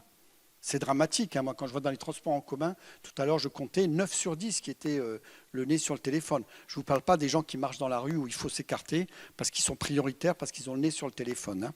Ça, c'est encore autre chose. Madame la maire, je voulais savoir, par exemple, les défis éthiques que vous identifiez dans l'intégration de l'IA dans les services municipaux. Parce qu'on a parlé un peu d'éthique. C'est vrai que ça pose beaucoup de questions. Vous savez qu'en Europe, les nouveaux outils américains, on les reçoit toujours quelques semaines après. Pourquoi ? Parce qu'il y a l'IA Act, qui est le fameux acte européen sur l'IA, il faut en parler, qui nous protège un peu, hein, comme l'a été la RGPD, qui protège un peu les consommateurs. Et on a l'IA Act, donc on reçoit tout ce qui se fait aux États-Unis. On dit « Ah, c'est sorti aux États-Unis » et on le reçoit quelques semaines plus tard. Donc les questions éthiques sont aussi au cœur, et je pense qu'une collectivité comme la vôtre se doit d'être exemplaire sur les questions éthiques. Je pense que, comme une entreprise, de toute façon, on est un petit peu... Je disais tout à l'heure qu'on ne peut pas se comparer, mais quelque part si, parce qu'on gère aussi du personnel. Bien évidemment, ça rentre en ligne de compte.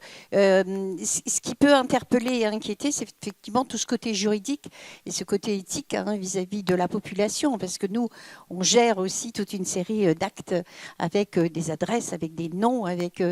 Donc tout ça, c'est assez complexe. Et c'est vrai que de dire que nous allons avoir cette modernité de gestion qui paraît, je dirais, a priori simple à mettre en place, c'est vrai que se pose la question, effectivement, de cette éthique derrière, mais qui peut être, qui déjà aujourd'hui est quand même contrôlée. Dans les collectivités, on est vraiment dans un contrôle total, et heureusement. Et je pense que l'utilisation de l'IA va nous l'imposer également. Et ça me paraît très normal. Mais ce qui me semble important aujourd'hui, et je suis ravie qu'on ait cette table ronde, et merci de l'animer, c'est qu'au niveau des collectivités, permettez-moi de le dire en tant que maire, j'ai rencontré énormément de maires dans le cadre de réunions au niveau de l'UMI, au niveau de l'AMF, etc. Il y a encore, comme vous le disiez, madame, des réticences quand même vis-à-vis des collectivités. Et je n'ai pas la prétention d'être porte-parole, mais quelque part si, parce que je crois qu'il faut véritablement, et vous le disiez, on est des êtres humains et l'IA n'a pas d'imagination. On est bien d'accord. C'est pas une intelligence. Donc ça, il faut déjà se le mettre dans la tête et se dire que, et je ne peux que vous accompagner, qu'il faut véritablement rassurer tout le monde. Alors évidemment, on vous parlait de l'éthique, mais il n'y a pas que ça. Il y a l'utilisation aussi qui est importante. Et je souhaite véritablement aller au-devant des maires et au-devant des élus pour leur dire qu'il faut absolument s'y rendre, y aller. Et on va créer au fur et à mesure, bien sûr, des protections, particulièrement au niveau de l'éthique, mais je ne suis pas très inquiète. Vraiment pas. Très bien, je vous remercie. Je voudrais revenir à Sylvain Le Borgne. Est-ce que l'IA, par exemple, est-ce que vous avez, voilà, ça c'est une question intéressante parce que c'est une question que je vois de plus en plus surgir au cœur des entreprises. Est-ce que vous avez un vrai programme d'intégration de l'IA chez JC-Deco ? C'est-à-dire que ce n'est pas simplement, tiens, on va utiliser un outil, tiens, c'est sympa, tiens, on a fait générer des images, mais ce qu'il y a, alors vous êtes responsable, donc DSI, Jean-Claude Decaux, j'imagine que vous êtes au cœur du réacteur, comme on dit. Donc, est-ce que vous avez une vraie planification dans les années à venir, notamment en termes de formation interne, etc. Oui, on a une approche structurée. On a lancé au sein de JC-Deco l'AI Lab, qui en fait s'occupe de tester, de former, de faire prendre en main les différentes solutions. Et on a une approche à 3 étages. La première, on va regarder tout ce qui est non confidentiel et non stratégique. Comment j'utilise les fonctions de traduction dans Word? Est-ce que mes données sont sûres et protégées? Est-ce que ça va permettre un gain de productivité et d'efficacité pour les collaborateurs? Ensuite, le deuxième étage, c'est ce qui va toucher des données qui vont être confidentielles, mais pour lesquelles l'emploi ne va pas être stratégique. Ça peut être une analyse d'un contrat pour savoir si les premières clauses classiques sont bien respectées, si les conditions qui sont proposées sont intéressantes et la capacité à relire très très vite, faire une première lecture d'un contrat dans plusieurs langues. Pour faire ça, on va utiliser des solutions du marché. Notre préféré, c'est Mistral. Voilà, parce qu'il y a un petit côté souverain quand même. Mistral, l'IA française, merci. Et là, en fait, on va construire sur leur plateforme une application qui nous est dédiée. Et en fait, sur la partie sécurité et protection des données, on va se baser sur les terms and conditions, donc les contrats de licence qu'on peut signer avec ces plateformes. Et enfin, il y a le troisième étage de la pyramide, où là, on va s'attaquer à des données qui sont confidentielles et pour des emplois qui sont stratégiques pour l'entreprise. Là, on va construire en interne de manière fermée. Les tout premiers projets, quand on les a présentés au conseil d'administration de JC-Deco, on était sur un ordinateur portable sans connexion Internet. Pour leur montrer que les données sensibles qu'on utilisait, on était capable très lentement et avec un très petit modèle qui bégayait, pour le coup, de pouvoir réussir à fournir des solutions et à montrer qu'on pouvait avoir une analyse poussée et pointue qu'on pourrait après déployer. Et sur cette partie-là, qui est à la fois confidentielle et stratégique, on cherche à construire nos propres solutions. Donc là, on va aller chercher des librairies LLM qui sont open source et les installer sur nos propres systèmes, nos propres serveurs et les faire tourner en milieu fermé. Ce que je vous disais tout à l'heure, l'algorithme, aujourd'hui, vous avez des petits algorithmes, mais qui sont largement suffisants pour traiter des données internes, des LLM, oui, comme on dit, par exemple Mistral, donc l'IA française, a sorti il y a une semaine, 10 jours, le Mistral Mini, comme son nom l'indique, qu'on peut télécharger gratuitement et installer sur son ordinateur. Il faut quand même un ordinateur un petit peu puissant, mais pour créer sa propre IA avec sa propre base de connaissances. Ça va être la grosse concurrence qu'il va y avoir. Et on a eu une intervention très intéressante de la présidente d'IBM France qui était venue faire un atelier et qui nous a expliqué toute cette question des petites IA sur les bases de connaissances des entreprises. Et ça va être un énorme marché à venir, hein, c'est très clair. Frédéric Ponge, vous m'aviez dit que vous étiez un peu réservé. Est-ce que, en écoutant un peu ce qu'on vient de dire, ça vous donne envie de passer, au moins de vous y intéresser et d'aller un petit peu plus loin pour votre entreprise, où vous vous dites, bon, on va attendre que ça arrive, bien entendu. Que les concurrents s'y mettent avant nous. Alors, que les concurrents s'y mettent avant nous, j'en doute pas qu'il y en a qui y sont intéressés depuis longtemps. Par contre, c'est vrai que c'est comme Internet. Quand est arrivé Internet, on s'est tous, on a tous été très intéressés par cette nouvelle image. Mais non, c'est simplement une réticence parce que les dessinateurs, ils ont l'impression qu'ils vont être remplacés, quoi. Mais bon, les essais sont encore pas très intéressants pour nous, quoi. Nous, on reproduit finalement ce que les clients nous donnent. Ce que vous me dites m'évoque, dans une vie antérieure passée, j'étais photographe professionnel et je travaillais pour un magazine qui s'appelle Le Moniteur. Pour ceux qui connaissent, dans la construction, l'architecture, c'est la Bible. Quand vous arrivez Et donc, dans les années 2000, j'arrivais dans des cabinets d'architectes, vous aviez encore les 20 grandes tables à dessin et il n'y avait plus personne sur les tables à dessin et vous aviez quelques personnes devant des postes informatiques.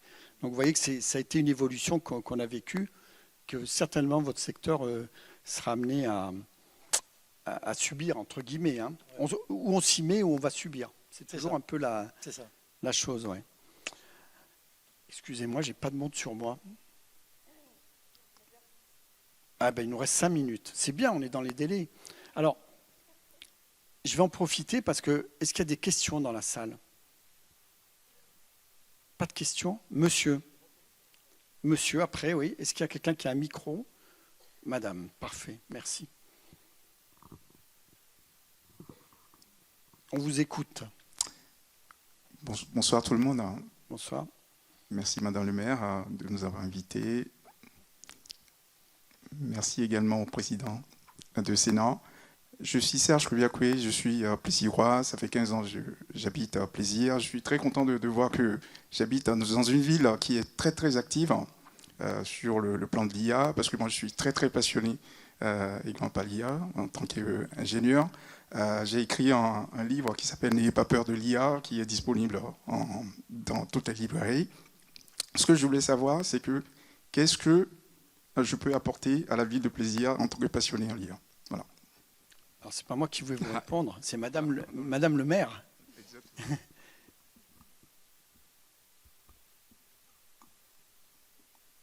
Oui.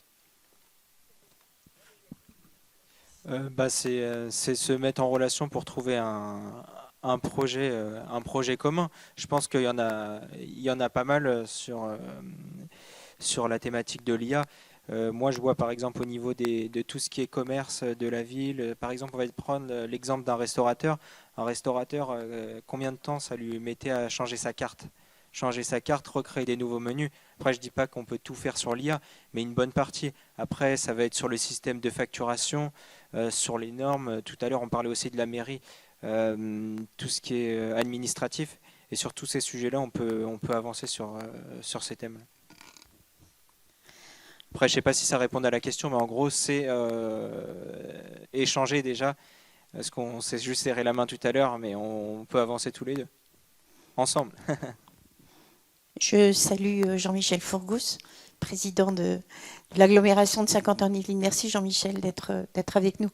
Moi, ce que je peux vous répondre, puisque, pardon, hein, je suis descendue, mais c'était pour tenir compagnie au président.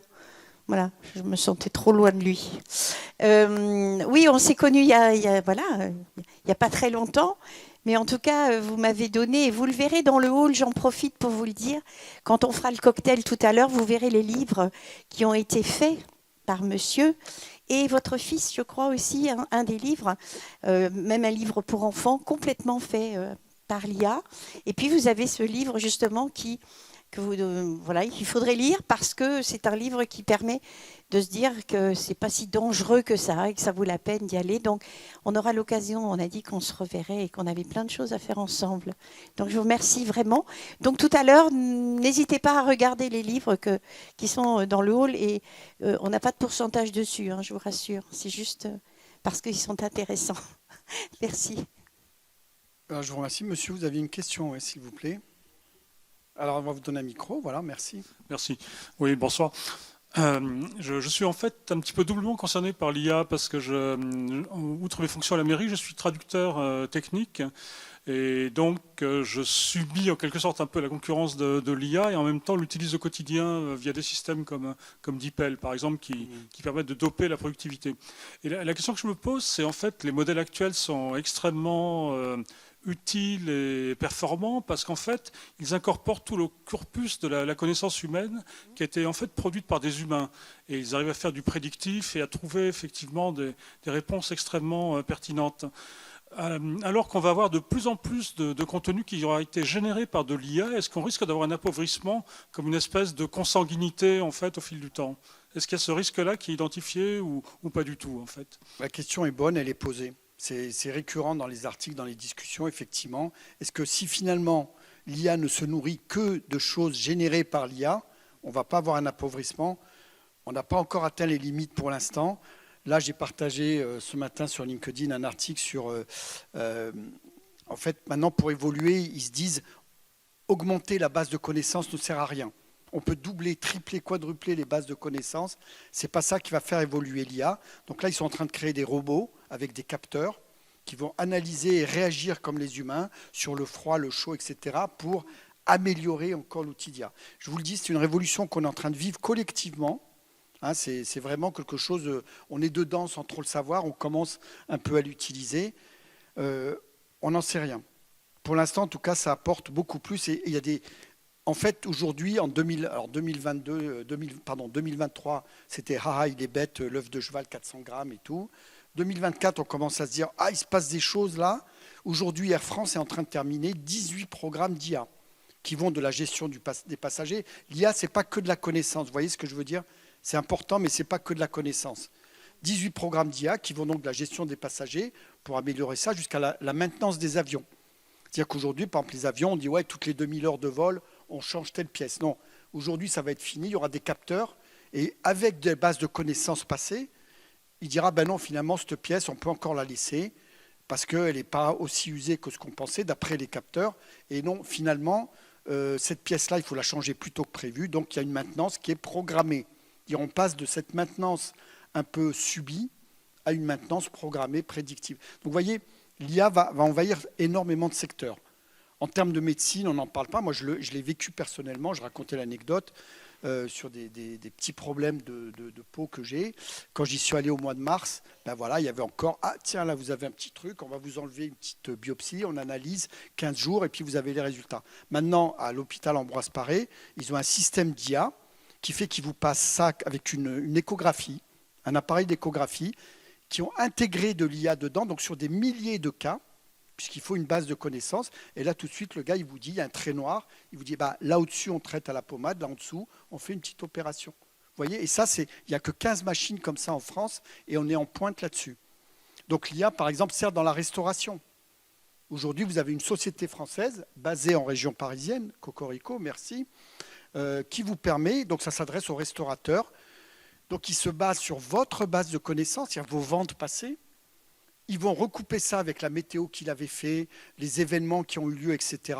Et ils vont vous dire, on va vous faire un prévisionnel dans les 15 jours, 3 semaines à venir. Tiens, là, il y a un match de rugby, là, il va y avoir ça, etc. Et en recoupant tout un tas de data et de données, ils vous permettent d'affiner votre gestion des stocks. Tiens, là, il va pleuvoir, donc il faut plutôt du burger que de la salade.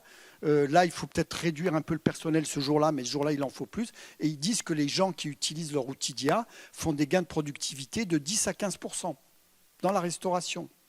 Donc, l'IA va envahir, effectivement, je parle d'entreprise ici, monsieur.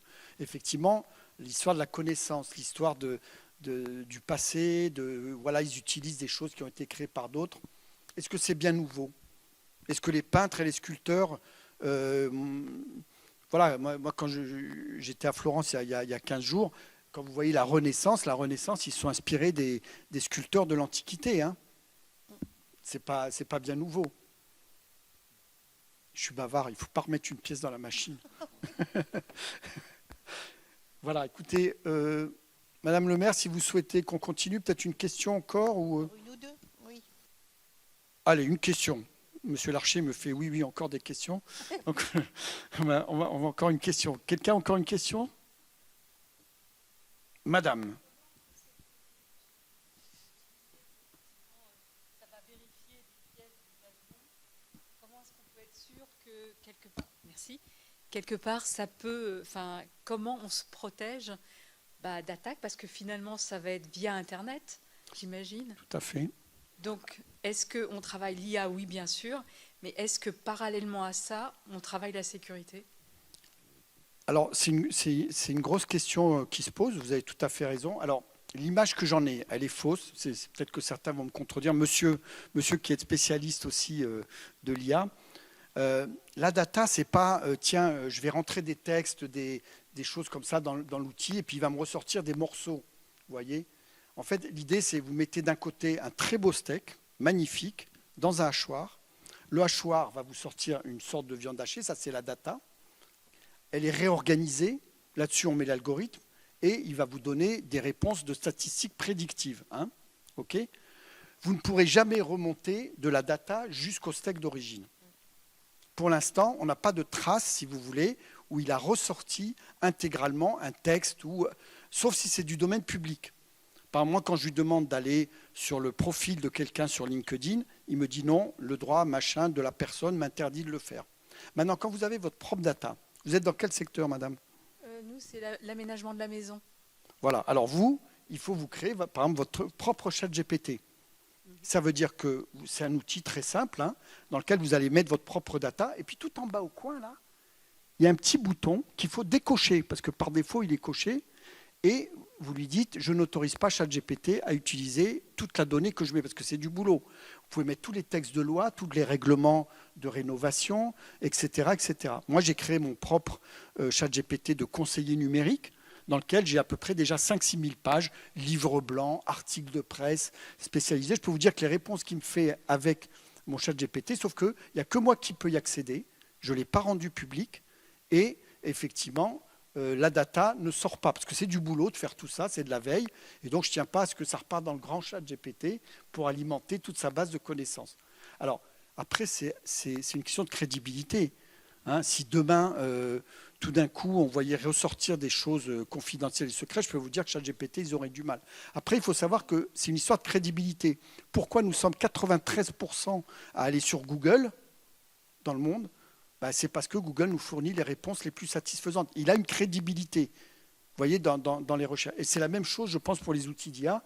C'est que s'ils commencent à déraper, ils vont perdre toute crédibilité. Il faut savoir que ChatGPT a signé un accord avec le journal Le Monde pour que la base numérique du journal Le Monde serve de base d'entraînement à ChatGPT. Ça ne veut pas dire qu'ils vont ressortir des articles du Monde, mais ça veut dire qu'ils estiment que c'est une base suffisamment sérieuse pour leur donner aussi une crédibilité. Mais nous, par exemple, à la Chambre de commerce, on est tous sur Microsoft. C'est un choix qui a été fait.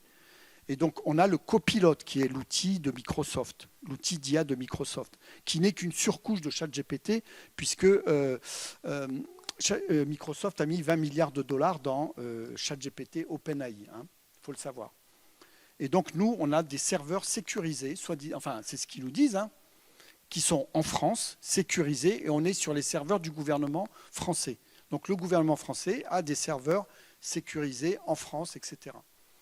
Bon, j'imagine que s'il y avait une fuite et que ça soit, révélé, public et tout, c'est une clause de rupture de contrat évidente. C'est clair. Voilà.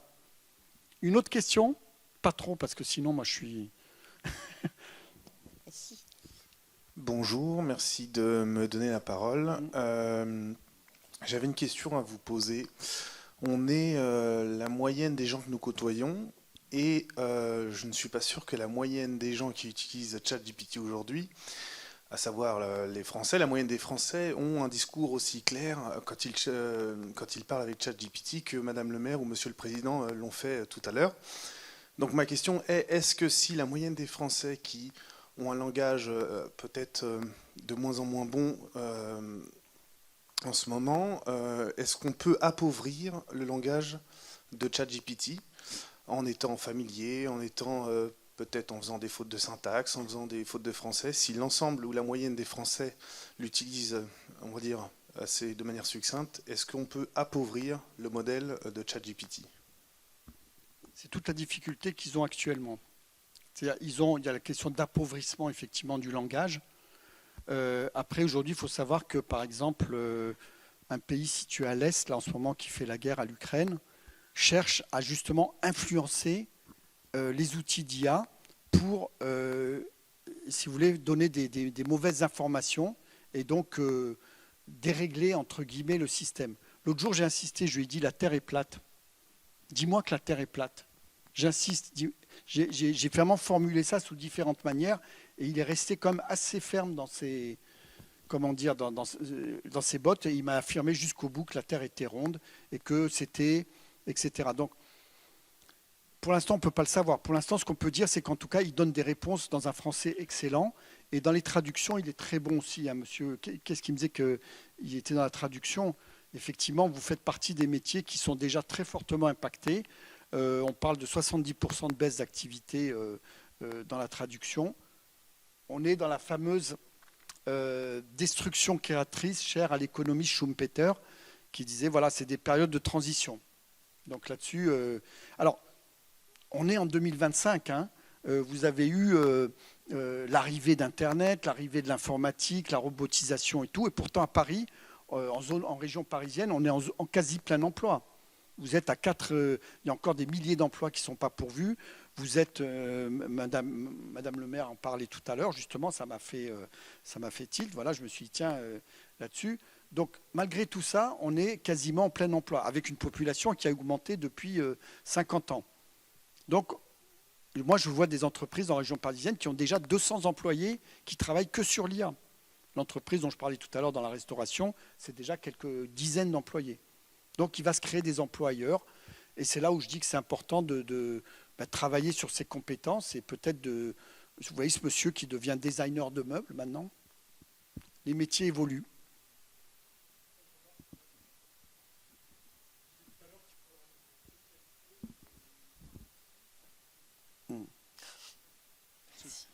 Oui, simplement pour aller dans votre sens, vous disiez tout à l'heure qu'il faut avoir une spécialité, en fait, une compétence forte en complément de l'IA, l'IA restant un outil. Et c'est vrai ce que vous dites, et y compris par exemple, en termes de traduction. C'est-à-dire que je travaille par exemple pour JP Morgan, et en fait, c'est des compétences en finance qu'ils vont rechercher et pour lesquelles l'outil en fait, va devenir relativement secondaire et la langue aussi. Mais ce qui fait votre spécialité maintenant, c'est votre connaissance dans la finance. Voilà, oui, tout à fait. Écoutez, je vous remercie en tout cas, toutes et tous. Hein, et puis merci à nos témoins. C'était un peu court. Hein, c'est un peu le jeu des tables rondes comme ça. Et je vous remercie. Puis, je ne sais pas si c'est à moi, c'est peut-être à Madame le maire de vous convier peut-être. J'aimerais vous présenter Marc-Antoine Pagot. S'il te plaît, Marc-Antoine. Non, viens ici avec moi. Marc-Antoine, c'est mon homologue à Versailles, sur les Yvelines, dans les Yvelines. Hein. Voilà, donc c'est lui qui peut vous accompagner. Alors, il est en train de monter en compétence sur l'IA. Il est en train de monter... voilà. Donc, Marc, tu dis deux mots, hein, après... Bonsoir à tous. Effectivement, l'IA, c'est un outil incontournable dans votre projet de transformation numérique. Et la CCI Versailles-Yvelines est pleinement concernée et investie pour accompagner toutes les entreprises dans ce type de révolution. Et notamment, la CCI, on organise régulièrement des ateliers, des webinars. Et notamment, par exemple, le 4 avril, on fait un atelier sur CapCut et intégrer l'IA pour faire des montages vidéo plus techniques et plus rapides. Et on a aussi un projet de développer ce qu'on appelle un réseau Boost PME 100% IA. Un réseau Boost PME, c'est quoi? C'est un regroupement de 15-20 dirigeants qu'on va essayer de réunir une fois par mois sur la montée en compétences de l'intelligence artificielle. Allô? Tiens. Donc, le réseau Boost PME IA a pour but de réunir 15 à 20 dirigeants où ils vont pouvoir adopter l'IA sur différentes thématiques. Comment on peut être assisté par l'IA dans le développement commercial, dans le marketing digital, dans la cybersécurité et bien d'autres encore. Et l'avantage, c'est que ça se fait en co-création, en co-développement avec les chefs d'entreprise. Et c'est un accélérateur pour l'entreprise qui va pouvoir impulser une dynamique auprès de ses collaborateurs également. Et on est vraiment accompagné par des experts dans certaines thématiques. Et on parlera également de cybersécurité, de protection aussi en termes de génération de prompts avec un avocat expert dans le numérique. Voilà, merci. Bon, ben merci. Je crois qu'il reste une slide à passer, ici encore. Voilà, donc la mairie a la joie de vous offrir 2 demi-journées de formation, ici à la Maison des Sports de Plaisir, et c'est gratuit sur inscription, c'est une demi-journée, et je serai votre aimable serviteur. Voilà, pour ces demi-journées d'accompagnement. Très clairement, on repart un peu sur les bases. Évidemment, je développe ce que je vous ai dit. L'idéal, ça sera d'amener vos ordinateurs. Alors, une demi-journée, c'est très court, hein, mais ça sera déjà un très bon début pour approfondir toutes vos connaissances là-dessus. Merci à vous. Bonne soirée. Peut-être, Madame le maire, un dernier mot. Je vous donne le micro. Oui, merci. Merci infiniment. Vous avez vu qu'on ne fait que commencer cette démarche, mais je vous invite vraiment à venir nous rejoindre pour ces formations-là. Merci de votre présence. Alors, ce qui est important, c'est cette partie-là aussi, hein, puisqu'on vous a concocté un petit apéritif dînatoire. Donc, merci de rester encore avec nous pour qu'on puisse échanger, bien sûr, dans l'atrium. Et puis, j'espère que vous êtes tentés par cette IA qui inquiète beaucoup, mais je crois qu'il faut prendre ça avec beaucoup de recul et surtout quand on est très bien accompagné. Merci pour comprendre tout cela. Et puis, il y a monsieur qui sera dans le hall et qui pourra vous parler de ses expériences qu'il a mis en place. Et puis, vous pourrez voir ce qu'on peut faire avec les livres. Merci aux intervenants. Merci beaucoup d'être venus. Et puis, Plaisir est une ville d'innovation et on espère bien rester à la pointe. Et je peux vous dire qu'on a plein d'idées pour pouvoir développer tout ça au niveau de notre collectivité. Merci infiniment. Je vous retrouve tout de suite dans l'atrium. Merci, monsieur.